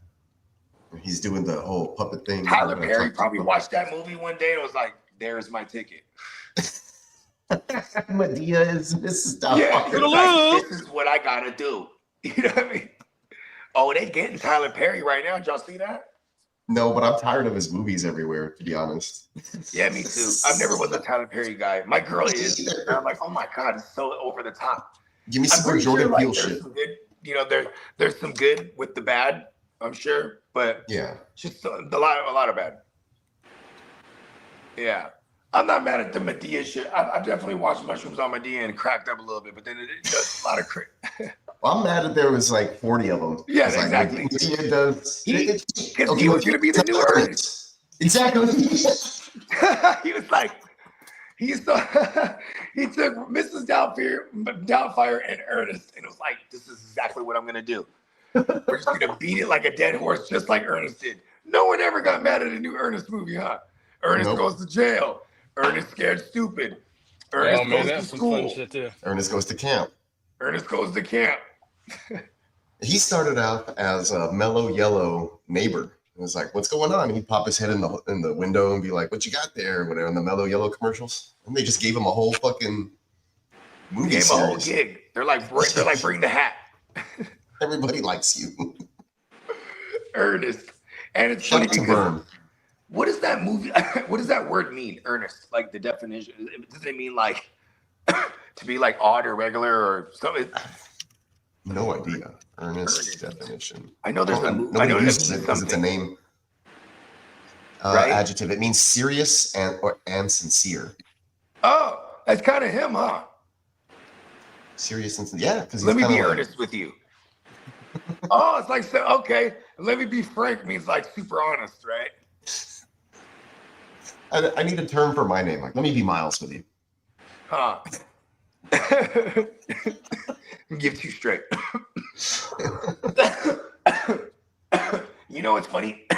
In my lifetime, I have a long, extensive list of people who've bogarted with me. You know what I mean? Like, shit. We all been bogarting these fantasy leagues for together for a long time. All of us. We're just trying to bogart all the chippers. You know what I mean? Hog them all. Hog it. One time I just looked up my name, Bogart, on the Urban Dictionary, and it was like the definition was like something shady, right? Like, but then it went to like where the actual words derived from and shit. And it was like it derives from the Dutch term of the Dutch name Boogard, right? Which is Boogard, and this is who Humphrey Bogart's name derived from. So, but it just at one point instead of the D, and they dropped one of the O's. Humphrey Bogart. Very interesting. Yeah, but I got my name Bogart from Beeps and Butthead because that's just they'd be like, stop bogarting, bung wipe. You know what I mean? You know what I mean? Hey, butt munch, stop bogarting the remote. Or, you know what I mean? Oh, he said something. Hey, are they coming back with King of the Hill? Somebody say that recently? They're supposed to. It's like 20 years later. And cool. Bobby's all grown up and oh shit, word. Yeah. He's like in his 20s, not all grown up, you know. What the hell? I wonder if it's gonna be a throwback then, or if it's like 10 years from like where they left off. Probably. I don't know if it's gonna be. I don't think it's gonna be set in like modern. Where it'd be like 2009. He'd be like in like his late 2009, 10 or whatever. It's like, what the hell is Twitter? Maybe. You know what I mean? We'll see. Hold on, let me see if I can find any information on it. Because he could still be pushing propane, right? Is that like a clean? Is that considered clean?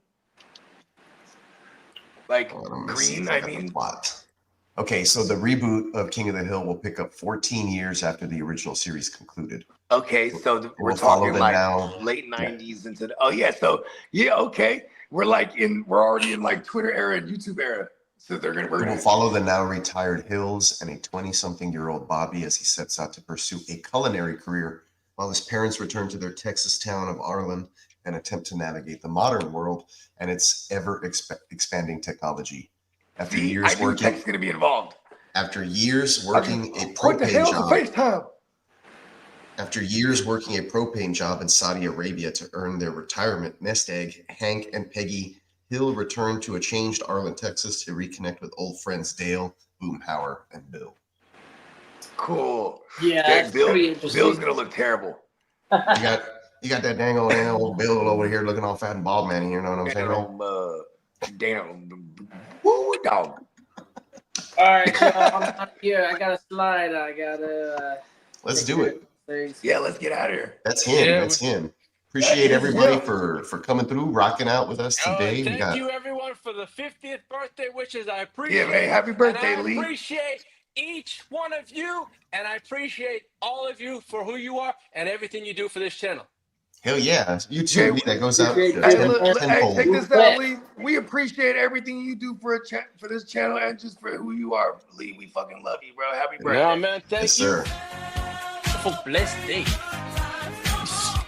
Have a great rest of your day, everybody. Lee, I hope you have a tremendously awesome day and weekend celebrating your 50th. A great milestone. Glad to be a friend of yours, buddy. For everybody else out there watching, appreciate you guys. Appreciate you guys tuning in with us. We should have some more content for you either this weekend or stay tuned for next week. We'll be rocking in. Yeah, OJ and the Blunt for breakfast tomorrow. I think we got the return of our man Slim. You know what I mean? He said he's gonna pull up on us, so you know what I mean. Everybody, stay tuned. Yeah, Kidda stays passing out. We'll let him get some rest. And we'll catch you guys on the next one, though. Appreciate all of y'all. Catch you playmakers later. Laters.